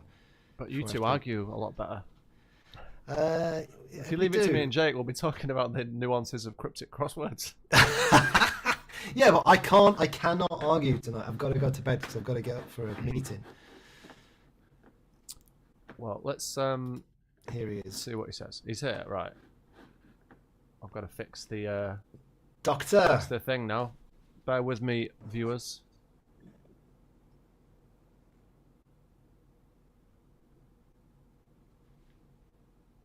Oh. Okay. Can you hear me? I can do. Okay, I'm on my AirPods. Awesome. This is like Endgame now. We just need Tom to come flying in on a white horse and. So I had a slight sort of changeover where I had to stop listening on the YouTubes, the wonderful stream that you guys have been doing. Welcome back, everyone. and had to sort of jump in front of my laptop. Yes, I've just got back from my gig. What are you guys talking about just now? just got to the whole Oasis ticket price thing. Yes. Yeah. The reason why we ended up being motivated to actually turn the cameras and microphones on. I think, I just wanted to chime in and say it's quite nice to have like a bit of excitement about a band that seems to have gotten into the mainstream. Mm-hmm. Obviously, everyone is talking about it now. There's something that I've noticed lately is that 90s fashion is massively, massively in at the moment. Yeah, man. Now, big time. now I say noticed. It's been pointed out to me, and then I just started clocking it. That like that style is definitely sort of on its way back, and maybe you guys have mentioned it before, but one really important factor is that while the people who were big Oasis fans back in the day probably have quite a lot of money now. They've got their houses, they've sort of settled down, and they have money for these kinds of nostalgic enterprises. And let's face it, they might not do this ever again. And so, to me, given that most of the things I do, if you want, a good ticket that are running all the time, every day, are quite expensive as well. And there are certainly tickets that get up to that sort of lower tier sort of price. It's just that way, isn't it? And there are fewer incentives to price the tickets too low, or like what you'd call fairly. I think there's quite a few stories of, I think Billy Joel is it who he would have the front rows of gigs kind of reserved for his biggest fans, and selling tickets at a good fair price for that. I think that might be apocryphal, but I've heard it. I think Bruce Springsteen as well. Maybe there was something about ticket prices for him. That rings a bell. Yeah. I don't know the precise details, but what these people find is that can be a bit of a poison chalice in the modern age, because you get people literally scalping it up for so cheap, and then the market replies with, touts essentially selling it on much more expensively. So We're just setting prices, so there's none left. Yeah, basically. and setting prices is it's a dark art, as you'll know, Beebs. They go into these things very, very carefully. I think it's entirely reasonable thing, given what Taylor Swift will be doing. But look, you get a Taylor Swift concert and go and see that. She might be there next year, but Oasis is like one time. I'm surprised.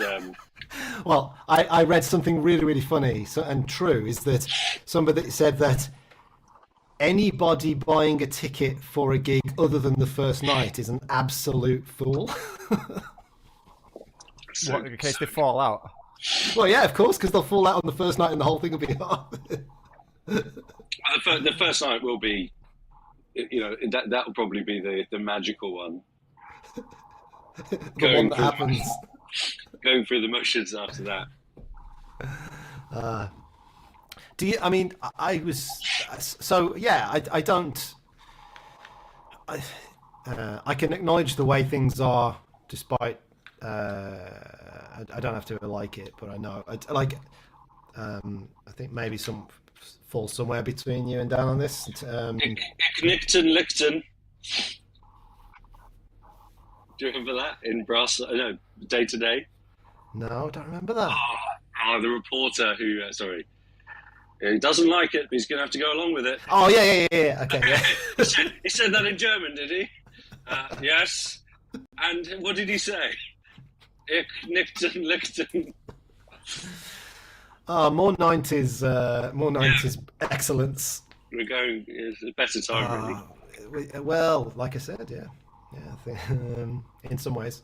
The past is a different place. They do things differently there. If only you could know when the good old days were at the time you're living through them. It's not how it works, is it? Do you know Hannah Fry, the ginger mathematician, quirky lady? She's pretty good value on the socials, actually. I think she think she presented Have I Got News for You semi recently, but her whole thing is she's a mathematician. That's her vibe. Anyway, she said that she was talking about happiness. She was talking about everybody has like a baseline, and she said if you win the lottery and you win 10 million, you'll go up obviously because you won 10 million, but everything wants to naturally at some point over time or straight away or whatever come back to your natural baseline of happiness. And the same thing if you have a bereavement, go low, and then you will go back to your natural sort of loose level of baseline. And she said what has been apparently scientifically shown to just kind of nudge your mood into a +5 buff is if you just say to yourself, these are the good times. Oh yeah, I like that.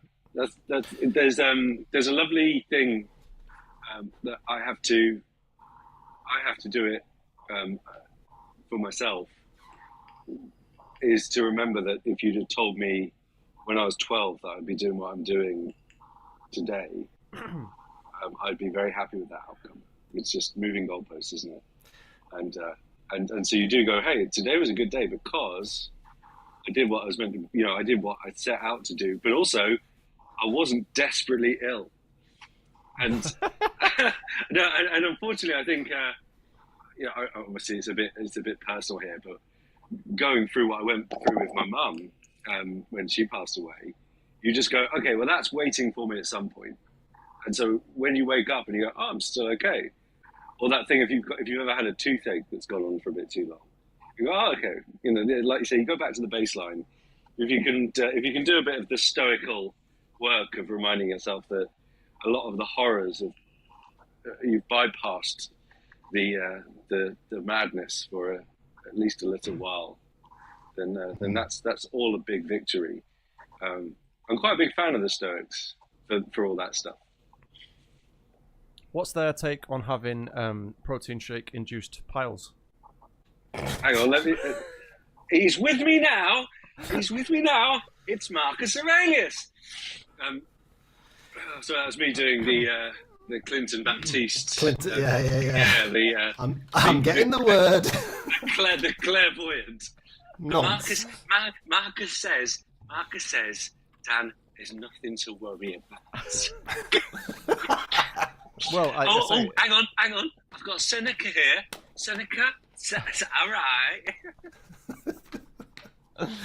David, Seneca says, it's all right, love. Everything's going to be all right. That accent is not too bad, Jake, actually. That's pretty good, actually. I've been doing my homework, you know what I mean? Just backtracking slightly to that was Mad for It Boys. What is your or what was and what is, as it potentially changed, opinion on it as music, just or guitar, or like what's the take? What was your first? Well, either of you, but do you remember your first experience of when you realised it was a thing, and what did you think of it at the time? I tell you, my first, the reason, I would say my first exposure to guitar, I guess, was a friend at school that just brought his guitar in one day of music and started playing. I was like, oh, that's great. And then I went round to his, and the first thing he showed me was this is definitely not going to be in tune. It's I want to be myself. Yeah, exactly. It was that. That's the first thing I learned how to do. Just moving those power chords around, and then I tried doing the, and I can never do that. That's far too good phrasing, Dan. But so that was kind of like the first thing, I guess. And that. So I guess, maybe you could say. Do you have a warm attachment to it for that reason? Slightly? Plus the cultural, it's they're your boys sort of thing. Or? Sort of, yeah. I think it was just like it was probably like because when you're younger and, well, just humans generally, people like to have their tribe and they like to have a shared thing. So like everyone. Also, you guys are like Oasis, 5 years. Parents, like mates. You guys are 5 years younger than me, aren't you? 37 now. At least. So, yeah. 36. Fucking hell, you babies. Yeah. So you'd have been like single digits then so you would remember them like before you were they were around before the first tug. I would say so, yeah. That's very much an that's like ADBC of my life, right? Of one's life. Maybe that'd be the if I ever do an autobiography, I'll divide the chapters as such. Okay, but my point though, seriously, is that there was that Oasis were a thing in the musical, like, in your awareness of what music is before you picked up guitar. Yeah. Big so Oasis were one of Oasis and bands like Green Day, Nirvana, Metallica. Those were the things that my eyes were seeing where guitar was happening. That's fascinating because Do you know what I mean? Yeah, totally. But I didn't have that experience being that bit older than you guys. So I started playing guitar in 91. I got my first guitar. I was exposed to what a guitar was, and I very quickly got into very snobby blues dad stuff when I was like 12, 13, 10, 11, 12. So to me, when I was discovering like music and guitar, I was into Clapton and Hendrix and Muddy Waters and I was like, this is serious music, and that was just as then that was as Oasis were getting sort of big, and so I remember being quite frustrated about all this like crappy like diluted guitar music that was really popular, and I had this kind of chip on my shoulder as like this, and feeling quite resentful. But the reason I ended up getting into it slightly is because nobody else in school wanted to form a band to play Sunshine of Your Love and Crossroads, so the only way I could play in a band was to like play like Don't Look Back in Anger and Roll With It and stuff. And so I started playing it out of necessity for playing with people, and it actually was quite a bit of fun. And then I remember when Morning Glory came out, I got the album, and it's the first time I was listening to an album music from, I wouldn't say a lyrical perspective, but just from a production and from a vibe and sort of history and like what it was kind of meaning culturally for the movement, and feeling part of it, or not feeling part of it, but like kind of observing it, what it was happening culturally because of it, and that's what the phenomenon was, and thinking and just being interested in this, and glad that guitar was a thing, just popular, and it was popular, and I sort of, it kind of did some of that work of radicalizing myself. So how old are you, Dave? 65? 97, and right, okay. Yeah. So you were able to contextualize it, basically. I did some of the contextualizing at that age, yeah, which was because I could enjoy it in a kind of meta way to start with, but then I was like, no, this is actually, these are, I could see at the time, like, okay, well, a lot of the kind of serious music I was into had very, very, there were long jams and it was improvised, but it was very simple harmonically. And actually there's a lot of Oasis tunes that are actually quite interesting harmonically, because they were obviously riffing off of the Beatles stuff. And I had on Morning Glory last night, just to dig it out and give it some reference for context of the cultural moment, and just forgetting just how much, even just in the sort of bluesy, riffy stuff, you'll suddenly get like a 16-bar chorus or bridge with like lots of harmonic movement, and it's like there's so much information in there that you think, no, Oasis were just like morons, fighting one another. And the psychedelic aspect to it as well, the sort of the slight Strawberry Fields Forever type Beatles Go to India thing that's a little bit in there with the kind of euphoric sense of the 90s, like at the end of Rock and Roll Star or something. Or that is really intoxicating. It's probably the right word for me. Champagne Supernova is a beautiful, beautiful song. Yeah, and the B-side Half the World Away. That I fucking love that song. It's beautiful. Now I think that was my first 4 minor moment where I was like, where I think that was it, where I was like, oh, what's that? I'm liking these chapter titles. It's like the first tug, the 4 minor moment. I will say that I think, Beebs, were your parents musicians? Absolutely not. No, they didn't even like music. So what was weird about my upbringing, it was super, super postmodern in that there was a big stereo. It was loud and music was happening a lot, but it was happening from all over the shop. So I had no way of contextualizing things as a kid. And I've often referenced this in like interviews with other people, but Yngwie Malmsteen, Eddie Van Halen, Thomas Dolby, Joe Satriani, Steve Vai, and then all of the pop music, Michael Jackson, they all rubbed side by side. Vivaldi's Four Seasons, for God's sake, they all rubbed on side by side, and I wasn't like historically placing anything anywhere. It was just sort of landing on me through the speakers, and I just sort of accepted whatever it was for whatever it is.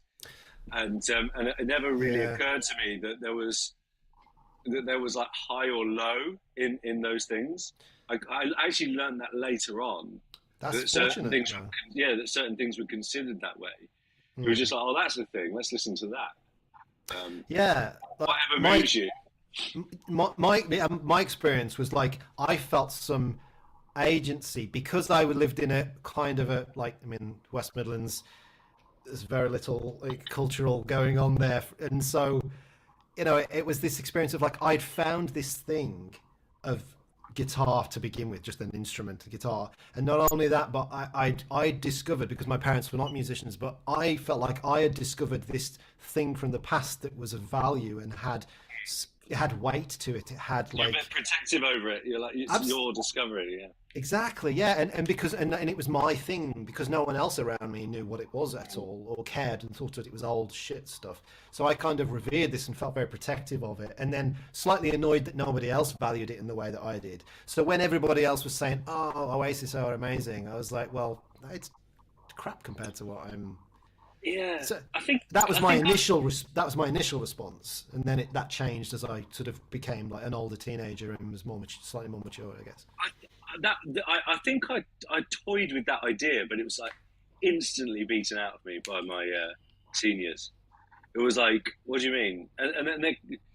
I didn't tell it to anyone. No, I'd have been beaten up literally. Precocious Jake would have been like, "Oh, it's not very. That's a bit rubbish, isn't it?" And then someone would be like, "Well, who cares what you think? Why does your opinion matter? Other people like it, but like it's."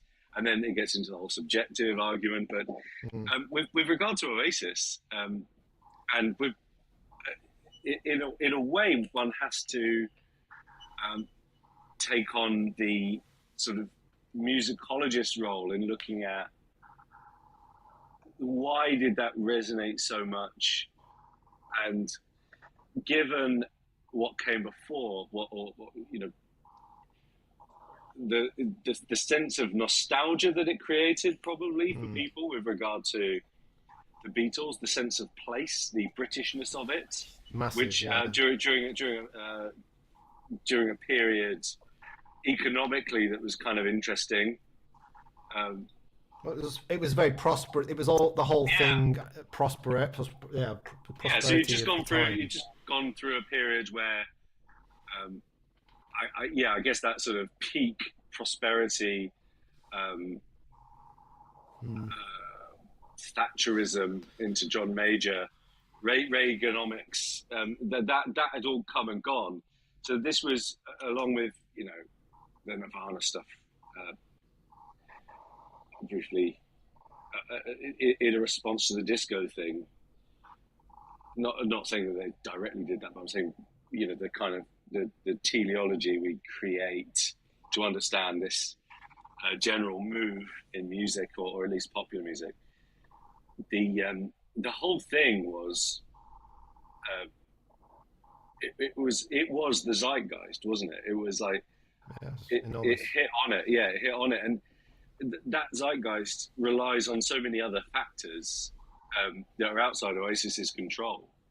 But actually, probably the time made Oasis, but it was always going to be some band like Oasis that was going to come through. That would be my argument anyway. And I happen to really appreciate Oasis's music. I have no,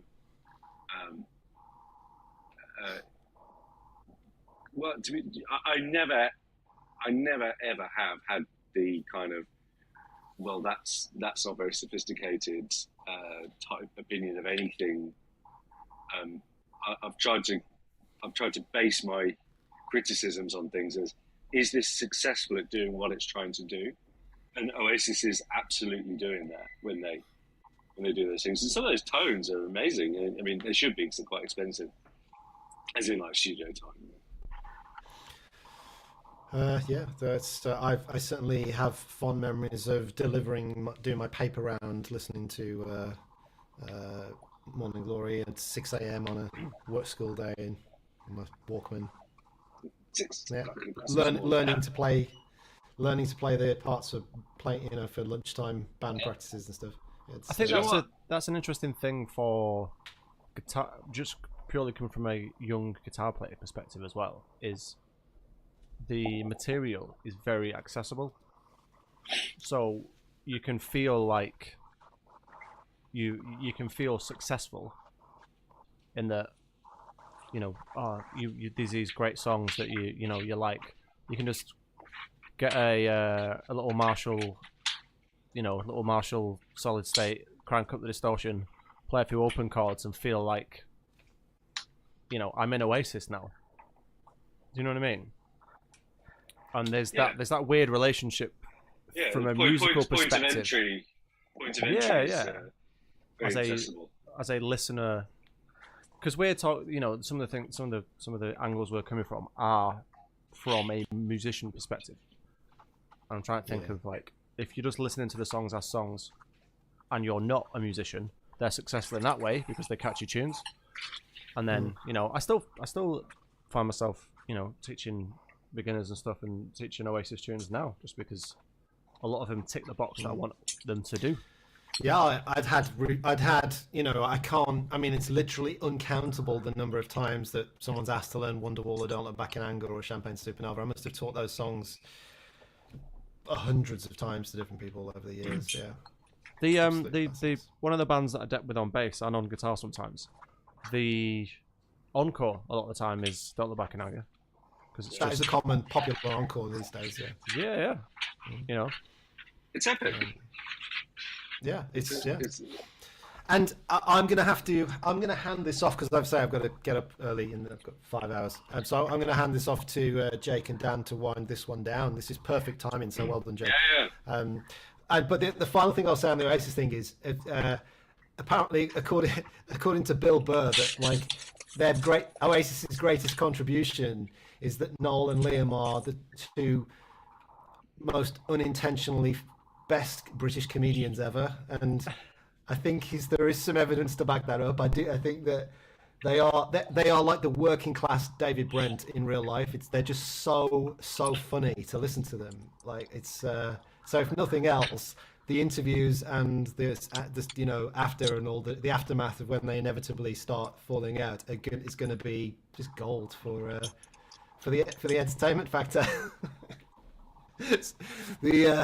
Do you know the fork in the soup and the milk story? No. So, like, it's a little bit apocryphal because it's not entirely true, but like he said, like, is it Noel describing Liam as he's a man with a fork in a world full of soup? But that's the thing. A lot of those, what is kind of understood about I guess the north, working class communities in the north, is that there are these the kind of quiet intelligence and witticisms of the normal person at the pub, the kind of things people come out with in those streets. It's just it's so great. Yeah, like there's something that's quite like one thing I noticed as we turned into the 2000s, and like that. This is more broadly. It's not just northern. I think it's just in general is the death of as economics changed and as the living standards started to go down. Like the amount of like money it takes to actually have an instrument and be in a successful band. Because if you think about all of the Brit pop explosion of that was accessible to. The last time we had like a working class band be like super successful was, I guess, the Arctic Monkeys in 2006, and it's become more and more the kind of posher, accented, wealthier kind of people that can afford to do music as a hobby that become successful. And I think that's become like somewhat one of the casualties of like the things we're talking about in terms of who can afford to go and watch music, who can afford to go and enjoy it or take part and stuff. Yeah, who can afford to take the financial risks when the housing market is what it is. A lot of it does come down to the housing market. Well, yeah, it's whatever root cause, but ultimately funding or interest or for people to actually being able to it's the risk of how are you gonna, what's your priority, and are you able to actually have a, bash out music in the garage and, have a crack, and are you going to be, anyway. It's interesting. That's the last band I can think of. Music started to change. It started so much sort of changed after 2006 in terms of the type of personality background that was actually creating stuff and breaking and being successful. You noticed it in interviews, and you'd sort of hear sort of faux working class accents for a little while, but then that kind of slipped away to just owning it. I've got an interesting story about that. So years ago, so this would have been, it would have been probably, let's say 2008-ish. I was playing in this band, this little 3-piece like cabaret working men's club thing. It was like one of the first paid gigs that I did, and the weird story about that scenario, there's like a bit of a weird Final Destination thing with that, because there was like this van accident that we were in, because I'm pretty sure the guy that was driving fell asleep. Van tipped over 70 miles an hour, proper thought I was dead. I was like sat in the middle of this van, just like, well, this is it, I'm dead now. I've never heard this story. This is you? This is me, yeah. So I would have been about 17, 18, on the way to a gig. I'm sat in the middle, singer's on the left. The guy that runs the band, who's like a keyboard player, I say that semi loosely. He could play, but he sort of mimed a lot of it. It was like backing tracks. It was proper like Phoenix Nights kind of stuff. With the drum beat. Oh yeah, man. It's so bad that it was most of the time it was fine until the laptop with the backing tracks failed, and then throughout the speakers you've got ba-do-do-doom as Windows booted get up. Back to the death roll anyway. Yeah.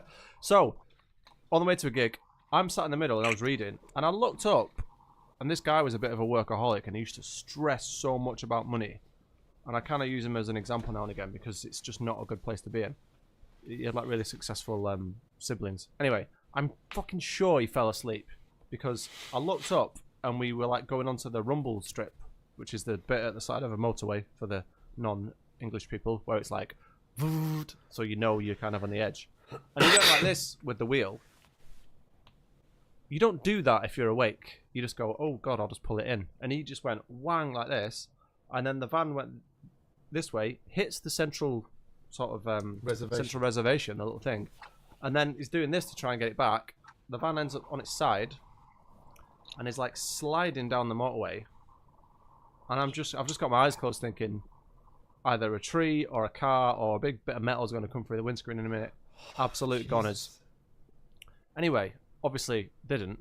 super weird though, because it felt like ages, but it was, it was probably like 10 seconds in reality. And took my seatbelt off and was shocked and like surprised when I went this way, because I felt like I was still upright because it happened so fast. Singer's trying to kick the windscreen out. The driver's up here, still doing this. Like, anyway, we get out. Turning the wheel for the listeners. Yeah, all we get out. The backs come open, gears everywhere. I had a Line 6 Spider 2 where just the top bit had broken off. The speaker had like gone absolutely smashed up. My guitar was in a hard case and was actually fine, so invest in hard cases, everybody. See, it's not just neural. Line 6 quality control, as well. Can't have. Anyway, that guy, so the reason I say Final Destination is because we nearly died there, but didn't. Now, the singer, I'm not going to say why, because it's, live and stuff. Anyway, the singer's in prison now, and the guy that was driving the van, I'm pretty sure he's tried to kill himself more than once. Anyway, what was the beginning of the story? Good job, Corny's not on the stream. Wait, what was the beginning of the story? There was a reason I brought that up. Yeah, because I was saying about the fake accents, the faux working class accents right, yes. by people. Cool, right, got you. Yeah, right. I'll bring it back around. Anyway, was it Ghostbusters 2? It was a Ghostbusters 2. So that guy also had this other weird job where he did like merchandising for shops. So it'd be like, oh, do you want to just do this little shift for like, 50 quid or whatever? And I was like 17, 18, I didn't have any money, so I was just taking bits of work. And the job was to like go into a supermarket and like redo the shelves. So like stuff is that eye line is like Heinz or whatever. Anyway, there was this girl that was friends with his wife that also did that once.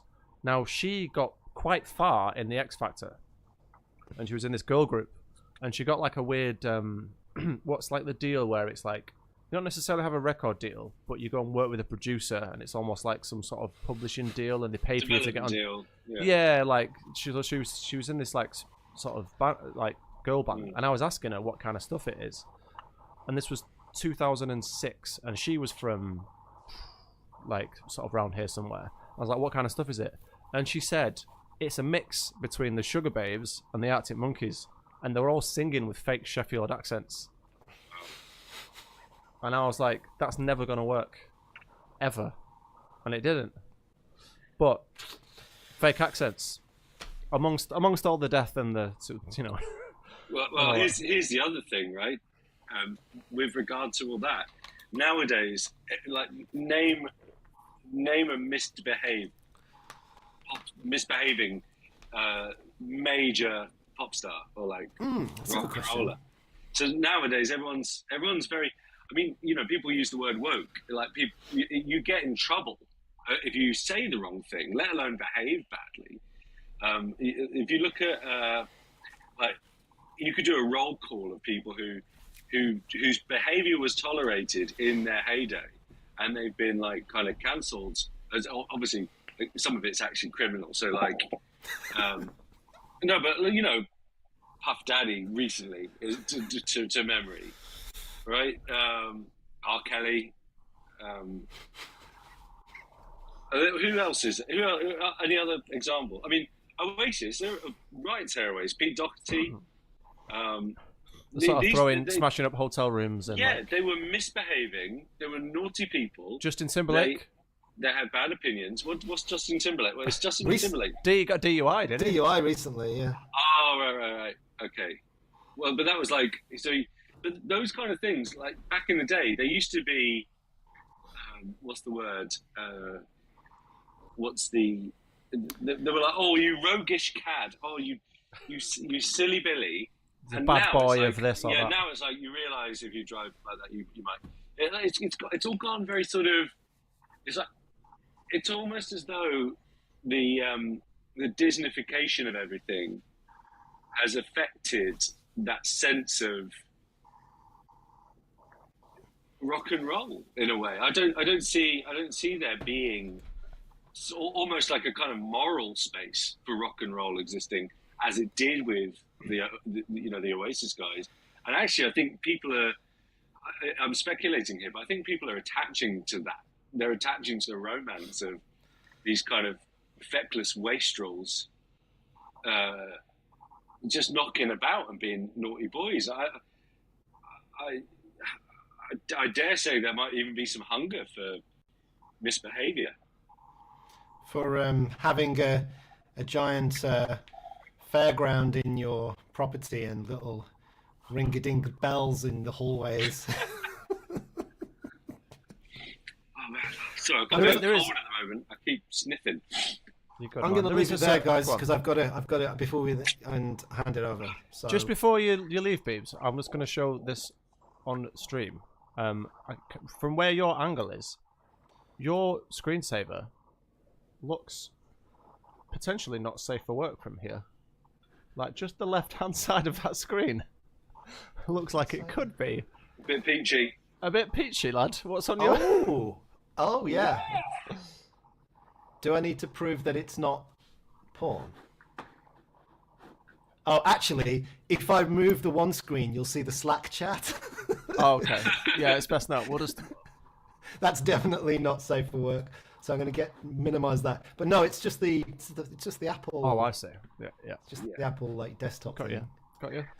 Yeah. Whatever you're into, man. Like, you know, like people have got all sorts of things, haven't they? And the people who like fall in love with car exhausts or the Eiffel Tower. It's a Queen song about that. Yeah. Is it really? Yeah, it's called "I'm in Love with My Car." Right. And that one didn't have lyrics in the title either. Dan, I'm going to assign you as host. Can you assign Jake? Just because I've got quite a lot of things. Oh, okay, yeah, that's a good point. Yeah, that's a good point. Yeah, I can only do another 10 minutes, but it's been lovely to see you guys. Yeah, wonderful for you to drop in, and Dan, it was great. And hey, everybody, good night, everybody. Thanks for listening over the years. Sorry we've been away for so long. Maybe we'll be back with these casual. We're definitely going to be back next week. What are you talking about? We're back with casual streams. Yes. That's all we can manage. That's all we can do. But you know, we will. It's as it started, casual and low. Anyway, maybe we'll even do some playing at some point. It's not COVID anymore, baby. No, it's not. Yeah. Nice one, guys. Well, catch you later. See you in a bit. Namaste. Bye. Bear with me. I've got a. Oh, look at that! It's just lined up perfectly. You're the host now. Okay. So now that Beebs is gone, thank God for that, right? So, no, I'm joking. So we're going to talk about. I'm going to talk about my experiences with the quad cortex because I was on the train on the tube back from Abervoyage, which I did tonight, and I was sort of listening and thinking that basically everyone I know in, or not everyone exactly, but a lot of the really busy guys in London have found the quad cortex to be valuable, even if they use other things. And the main thing is you guys weren't saying anything incorrect, but and it might just be a London thing. Like I can drive, but I don't drive. I get public transport everywhere. I throw the quad cortex in my gig bag, which has 8 foot switches on it. The quad cortex, that is. So I can do a whole gig on that thing. If something changes, or like, you know, you're doing a rehearsal and they say, oh, we're going to need you to change that sound, or we're going to cut that number. I'm doing that in like 30 seconds or less, or thereabouts. And that flexibility, that being able to just go, has been unbelievably useful. And maybe we'll talk about it next time we get together. But obviously, you know, you guys know, but maybe the listeners don't know, but I did a gig at the Royal Albert Hall with the BBC Concert Orchestra. Spoilers for next time? Yeah, but there is not a lot of time to make these tweaks. And you either do it one of two ways. You either have it programmed and everything's great, and you have to, you know, get it so that all the levels are right and so on and so forth. Or you pick 5 sounds and one or two like special sounds if they're needed, and you just use that for the entire gig. In this case, I was flying on the Quad Cortex, and it sounded good. It worked well, and there was no problem. And actually, part of the benefit of it is just how quick it is to use and how small a footprint it is. I posted in the chat that I actually have never owned a fractal unit, but I know that they're from what I heard, absolutely wonderful. But for me, the FM3 is too limited, and the FM9 is too big. It's too bulky, and I don't like the interface that much.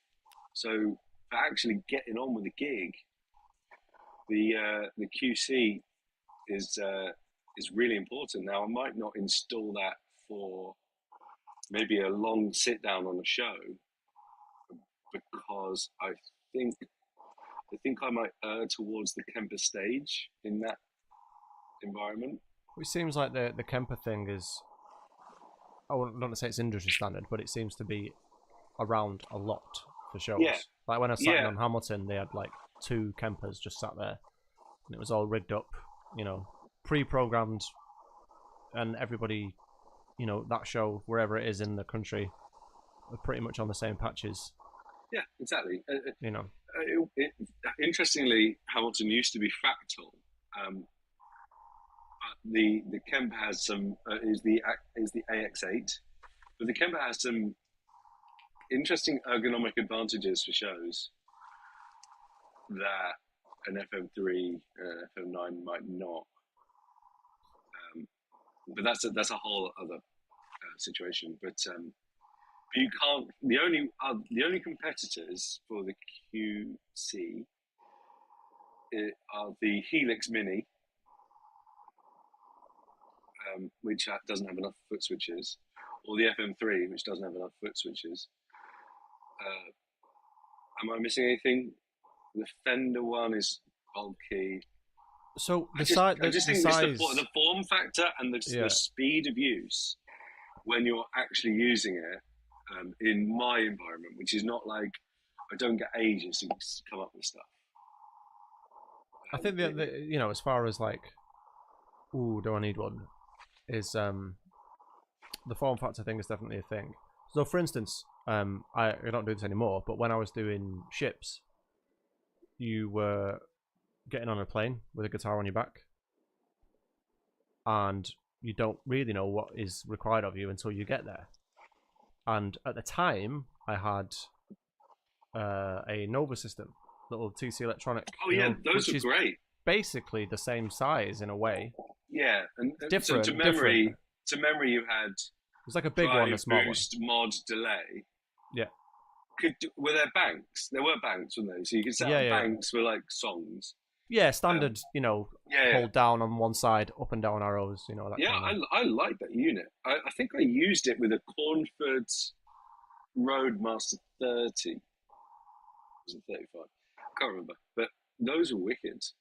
Yeah, I used that. They didn't sound bad at all. Got me through ships. Yeah. You were saying? The issue, I only ever had 2 issues with that piece of gear. It got stolen in the end. But well, that's so get in touch with TC Electronic and say, look, this isn't working for me. It's just been stolen. Please create equipment that cannot be stolen. Yeah, exactly. Two issues with it. One of them's nothing to do with the playability of it. Is I was going through customs in America with this little suitcase on the way to do a ship contract, and I had that in my carry-on. Now, there's probably not many things in this world that you could try to get on a plane that look more like a bomb than a little red box with a lot of lights and buttons on it. And I had this kind of like sassy sort of American TSA, lady. And she's like, "What is this, sir?" And I was like, "Oh, it's I said I'm a musician. I'm going to work on cruise ships." I said, "This is like an effects pedal." I was like, "Oh, it makes the guitar sound different." I tried to point at one of the buttons, and she slapped me on the hand. She was like, "Bang!" So, "You can't touch it, sir." I was like, "Right, okay." And then that was the actual issue I had with it when I was using it is, you know, they have the a lot of bits of gear have this on. My interface doesn't have this on, but they have these little brackets on the back, and I think it's to stop things banging into the inputs. Yeah. But those things screw in from the inside. Now, a screw came out and was rolling around the inside of the unit, and it would find its way onto a certain contact, and it would just start scrolling through the sounds. Right. So you'd be, you know, you might be mid solo, and it'd be like, and go through all these different sounds. But that little unit was great. I used to use the little pitch shifter on it just for one note because I didn't have 22 frets. And those buttons are nice. Yeah, man. The TC buttons. That was the sort of golden age of TC multi effects, right? Was it the G unit? Yeah, that was the bigger. I think it's like the bigger one. Chunky old buttons. I actually used that one as a MIDI controller. I know Bronzy used to have one of those. I don't know if he still uses it. Yeah, he did, didn't he? Bronzy's got like nuts rigs, doesn't he? I have no need for anything like that with the work I do. But again, I rarely gig where I use my own stuff. That one show that's on TV on Saturday. It's gonna be weird. Yeah, man. I'm gonna be. Well, I can't watch it live. No, I can't. I'm doing Hamilton. But should we get back on like match of the day? Yeah, match of the day too. Yeah, Jake on the gig too. Which kind of works. If you don't want to know the scores, look away now. Yeah. No, I'm looking forward to watching that, and it'd be good to get your experience. Yeah, we should talk about it next time because it's obviously the sort of the main topic is different. But I will say this: I know a few techs around here, and I know a few people who use all sorts of things. Every bit of equipment that we have has a penchant for going wrong in somewhere or another. If you search the forums about Kempers, they do Kempers brick. They brick themselves with error messages, and with any digital rig, if you're really serious, you have to have a redundancy plan. And my redundancy plan is basically I've got the 2 notes captor. No, not captor. What's it called? I did the bloody advert for it. My brain's just. I think it came out recently. Yeah. The Opus, the 2 notes Opus. So I could, if anything were to happen, that's in the bag, and that would see me through what I needed to do. It wouldn't be like, in terms of programmability, it wouldn't get me all the way that I needed to get, but I could fudge it, is the main thing. But touch wood, so far it's not been an issue. I got the. Yeah, I am endorsed by Neural, but I appreciate that the power supply that it comes with is just it's not commensurate with the sort of pro level pricing. Kemper Stage, the FM things, they have an IEC connection. Sorry for the redundant initialism there. But that's a sturdy connection. However, different people want different connectivity.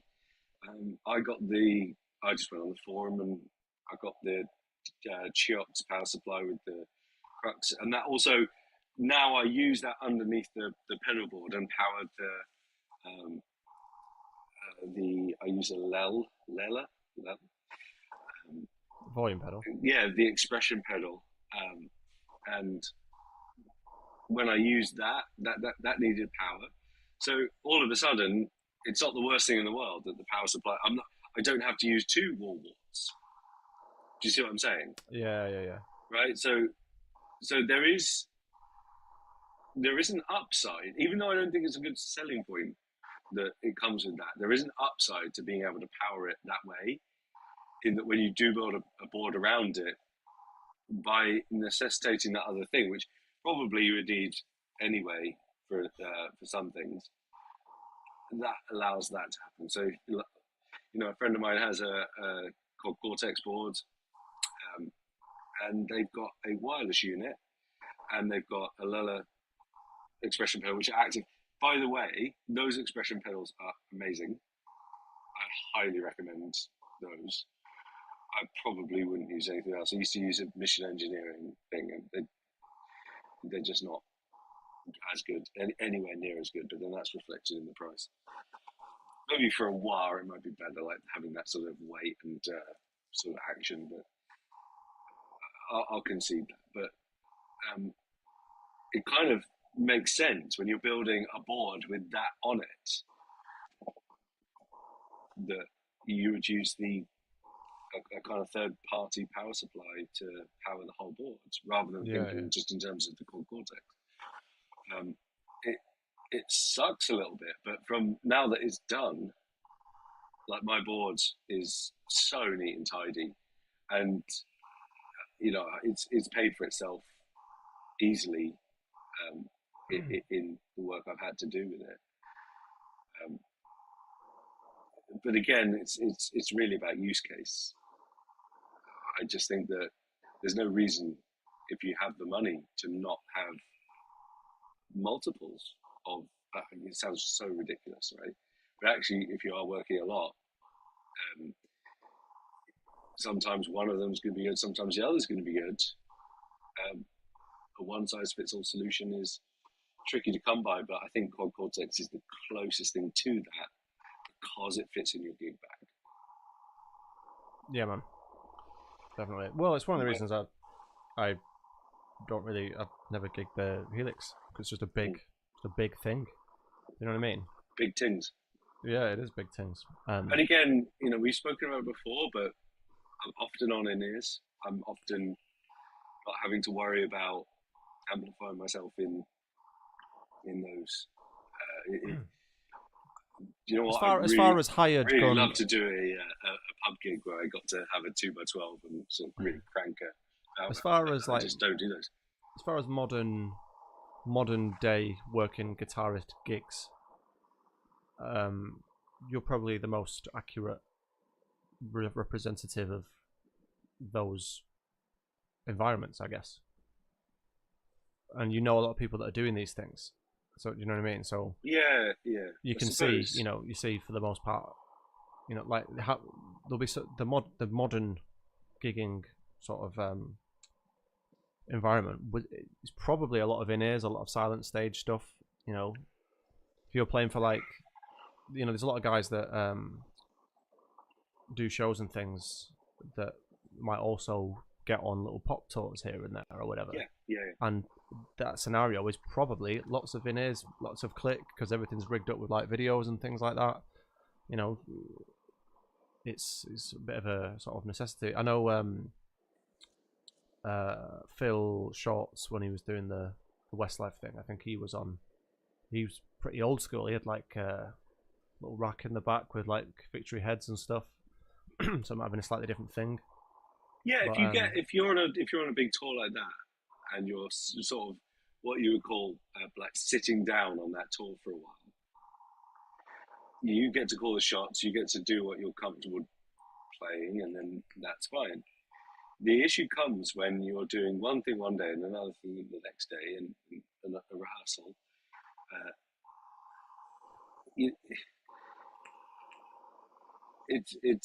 It's not practical to work like that, especially if, in Phil's case, he would have had a tech, someone to, he finished the gig, puts the guitar on the stand, goes to the bus, goes to the thing, and someone else is taking care of all the rest. I might be assuming there, but at least the heavy stuff you don't normally have to lift. Yeah. Even when I did this Albert Hall gig, we paid for it, but we I got an Uber to Maida Vale Studios for the first rehearsal, and I set the gear down, which was 2 Laney 112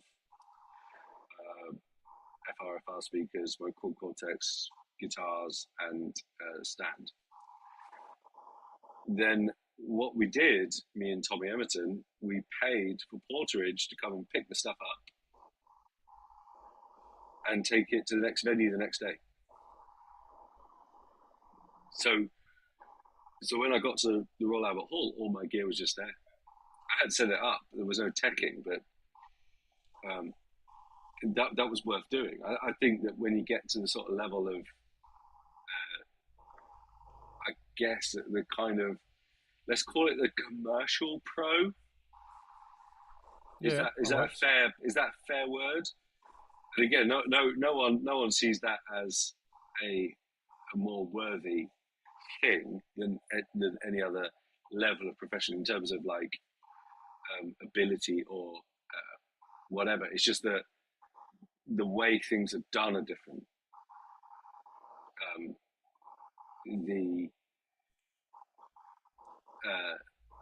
How do you put this? The machine works differently. Yeah. It's much more big boxes going onto stages, having to do things much more quickly, trying not to make a noise.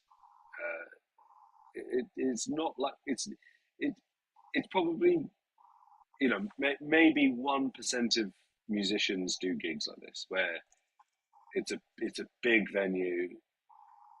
It's just different. It's just a different thing. So it's kind of hard to get across because not every situation is the same. But the demands and the situation is very different. I'm not really sure where I was going with that, but with Phil's situation, that's fine. You know, you get what you like. Yeah, man. But here it's what's going to work. But again, at the end of the Royal Albert Hall gig, I lugged my stuff out and got an Uber home. It's kind of awkward because we had to do like a situation with Tommy where one of us would stay with the gear at the pickup point and the other would like get the rest of the gear to the pickup point, and then the other one would go and get the because there's more than one trip. And when you've got big venues like that, the place where you get picked up is not often very close to the doors. Yeah. So that's me on a weekly basis most of the time. But you know what you might call a bad loadout. It's awkward, but for a one-stop shop, the Quad Cortex is doing the job for me. It really is. I think I need to get another one just so there is that redundancy. I have had it fail as a interface, but that's not its main selling point. Yeah. So we'll see what happens. Just adding my 2 cents after the fact. When did you dip into the stream? Is that when we were talking about the Quad Cortex? Did you hear me? I didn't hear you right at the beginning. So did you hear me talk about this? No, the Steve Lukather book. I've got a good story about Steve Lukather book. I'll tell it on the podcast. Oh, it's probably in this book. Is it? I mean, it's basically. I just can't. It probably is it's nothing nobody already doesn't know. Right. Sorry, I said that. There's a completely crazy sentence.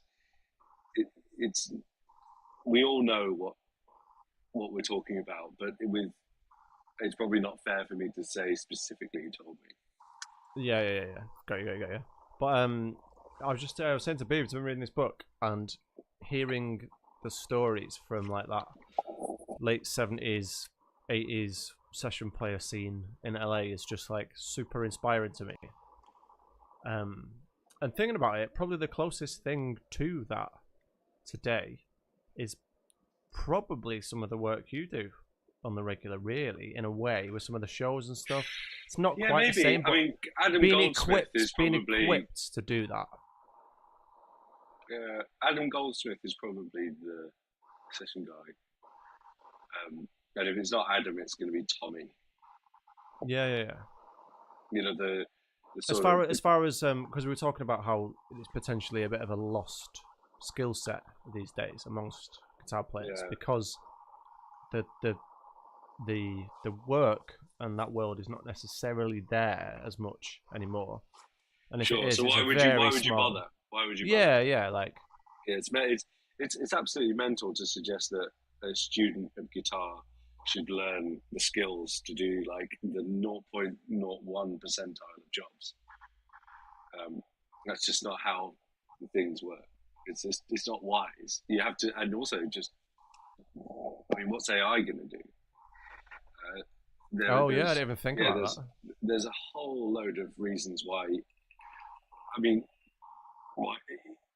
So these guys, they're excellent readers. I don't know about Steve Lukather, probably not so much. Maybe Tommy Tedesco might have been the guy, or in London as well, John Paracelli, who play things accurately when they're put in front of them. And I wouldn't put myself on the level of, Tommy in that way. In terms of accuracy on a first read through, it's really weird because when you see it in the flesh, it's like, I actually didn't even know that was like possible. Yeah. And in some other ways, it's comfortingly, fine. But it's funny how quickly these guys get up to scratch.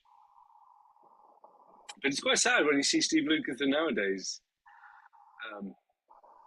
Some of these jams. It's same with Eric Johnson and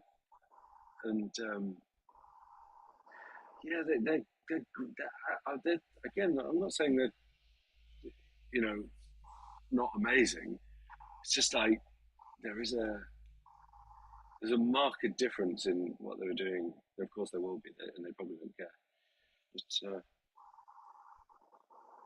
it's fun. It's funny how maybe it's age, but the sharpness just goes.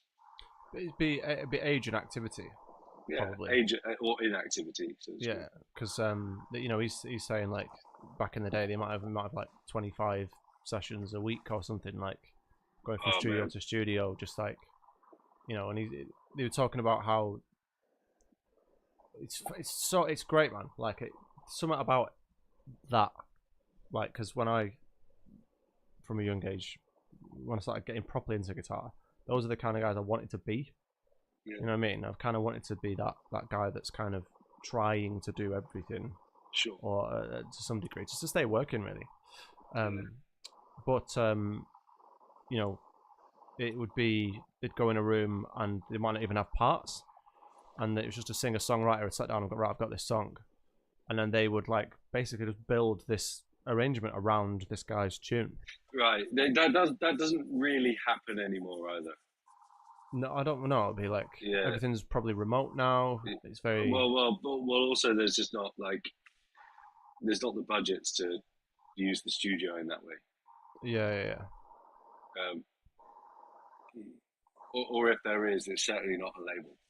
It's going to be some sort of oligarch who has like money to spare. But no, things aren't done that way anymore.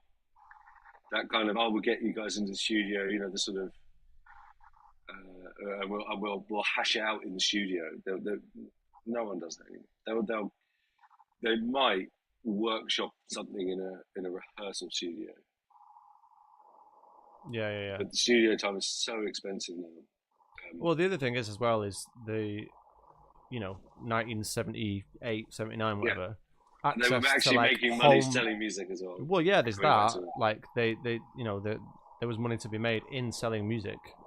But the other thing is the technology back then. People didn't have like home studios really readily available with all these like placeholder drums, and like you couldn't make a demo and then send it to someone and go, this is the vibe, and then people come in after having looked at it for a little bit in their own time, or like having a that's a really good point actually. Yeah, the kind of the scratch track culture we have now is much more sophisticated. That we get things to a higher level before we get to the studio. That's a really good point. I didn't think of that. So it's different, isn't it? Yeah, but, I mean, I've done a lot of work in studios, but I've only done one commercial session, and that was remarkable. I was at Angel Studios, and the pace at which that was held, the rate at which we worked was nuts. It was like 2 takes maximum. You would get to perform any given thing you were trying to achieve. And in that environment, we were also working sometimes more than one player at a time. It was, I was surprised at the pace at which I had to work in that environment. Yeah, it was nuts. And happily, I came out of it feeling like I did a good job. Yeah. But in terms of my comfort zone here, it's just different worlds. However, I'm very privileged by the fact that when I do the JTC work, it's playing in front of a camera, which is even harder. There is an aspect to which I've had to come to, or I've had to see the worst bits of my own playing in that way for a long time. And recording is a great way to hear yourself. Especially, I mean, I can record, like if you look at my JTC packages, I'll record a C major scale or something. And I'll go, oh, yeah. It's like, that's okay. That note was a little bit early. Or that was the synchronization wasn't perfect. And so you really do get like a kind of sense of what you're actually doing.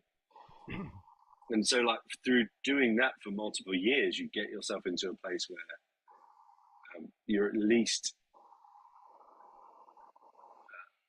you've at least gotten to the point where you are, your feels are matching your reels. Yeah. That what you're doing is right. No one else is. You know that if you did a good take, someone else is probably going, "Yeah, that was a good take." It's probably like as much as we like to point out the pitfalls and the landscape that is social media and guitar and stuff. There's probably something to be said about the skill set for content creation. Yeah, totally, absolutely, 100%. Because, like you say, let me say it: honest content creation. Oh yeah, okay, right.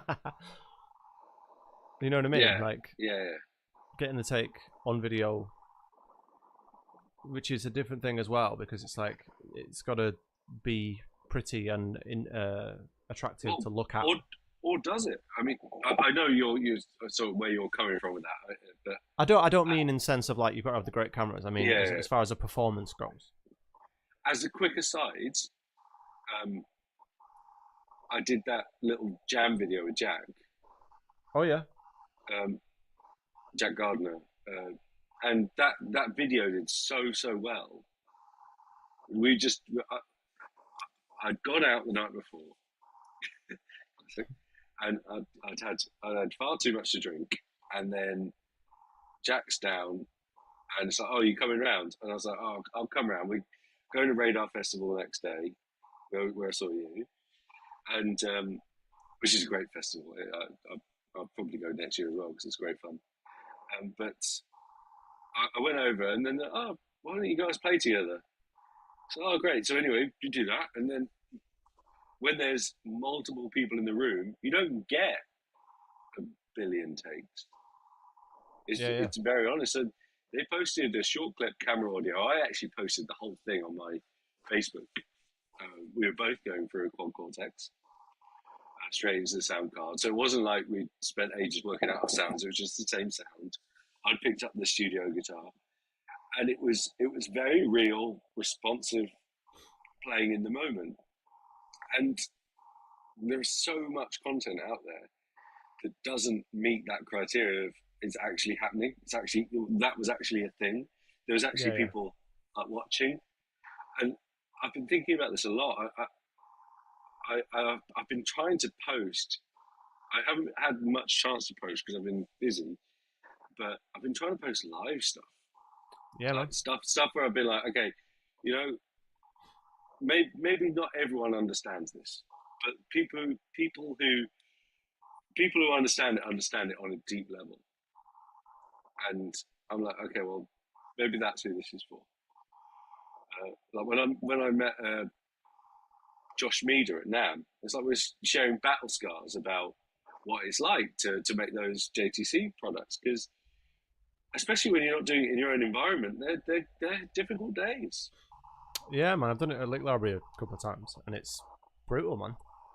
So the only sat thing under I'll say, lights and cameras for like 5 hours while someone else is standing behind the camera, and you feel like you're wasting their time if you get it wrong.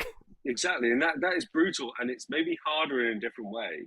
With the JTC thing, you're kind of meant to push the boundaries in your own way. You know, that kind of like thing where you're going, this is what I am doing, and this is the next level of whatever that is. That's like the JTC ethos, which I'm not saying is like easier or more difficult than what the Lit Library thing is, but the kind of pressure is different because it's like it's a, you know, when I do a JTC thing, it's a Jake Wilson JTC thing. Yeah, it's not quite, but it's pretty close to being under your own name. Yeah, exactly. It's almost like a publishing deal. It's like whereas the Lit Library thing, it's kind of more magazine-ish. Yeah. And that, again, I really want to stress that that's no easier. It's the skill set is different. What is deliverable can be really difficult. I mean, Tom talks all the time about how that Steely Dan. I was going to say was one of the hardest things he's done. In some ways, to be someone else is harder than to be yourself. In that way. I know what you're saying. It's like if honest content creation there's a huge market for it. Most guitarists are unaware of the actual level you have to be to go and do that. That's one thing, because I was talking to Beebs about like, do you think, you know, that skill set we talk about is potentially not a redundant skill set. It's just not as usable, or there's not a necessity. There's not as much of a necessity for it these days as back then, because things were different. The whole like you say about, you know, the Oasis thing, like the housing market and all these things around it that make it different. However, I think what could make a bit of a comeback, if it's not already, or it should do, is more videos of like guitar players and stuff actually playing together in quite an honest way. I don't want to say like warts and all, but like, could you get a lot of like, you know, Sir Mega Jams and all that kind of stuff where everyone's in their own studio? It could be take 57 of that written solo that they've made. You know what I mean? Like, sure. I mean, we actually like spoke about this quite a bit. Like way back in the day, I think, when me and Tom did a fusion jam with JTC, and I actually ended up using the first take for my thing. And our whole point was, look, this is actually improvised. It's actually real. But unfortunately, it just doesn't. It doesn't reach that kind of viral level unless you're Guthrie or, you know, like an extreme outlier. So there is that market reality to it, which has to be acknowledged. However, in terms of employability, a lot of people see through that. But if you're creating your own thing, if you're creating your own vibe, I mean, I'll say it. Like, is it Giacomo Tura? That Yeah, guy? yeah, yeah, yeah. So my impression of that is that it's not to my taste. No one cares what I think, but it's not to my taste. It's clearly extremely constructed, Yeah, yeah. extremely produced within an inch of its life, but it's very titillating in the moment. But it's not. It's just not real guitar playing. And I think that that's in a way being seen through. And I do wonder. I mean, obviously, a lot of good things have come his way. I just wonder whether there's a shelf life on that. I wonder what the again. You can't do this, but I wonder what the books are like. I wonder what we consider success in Instagram land is actually in real land. I mean, I don't want to be that guy, but I just happen to have done the most gigs in a month I've ever done outside of pantomime, which is an outlier. Workhorse. Yeah, so like 33 shows across 4 different biomes. Biomes. And that level of employability doesn't come from Instagram videos. Oh, of course, man. The transferable skill thing is even to a live show, like it's a bit different if you could say Levi's and Satriani's and stuff when it comes to the solo sections in their tunes. Some of them will probably be the same live, or maybe at one point were, maybe they do like an approximation of that, but some of these guys, like the impression you put out, like the Giacomo guy, impression you put out is that you can do all this stuff live and improvised, and all the time feel and all everything's there. But if it's not, and it's very, very constructed and curated, and then it comes to, okay, we like what you do, come and do that in this scenario. Yeah. We've got a killing bass player here in our country. We'll put a band together for you.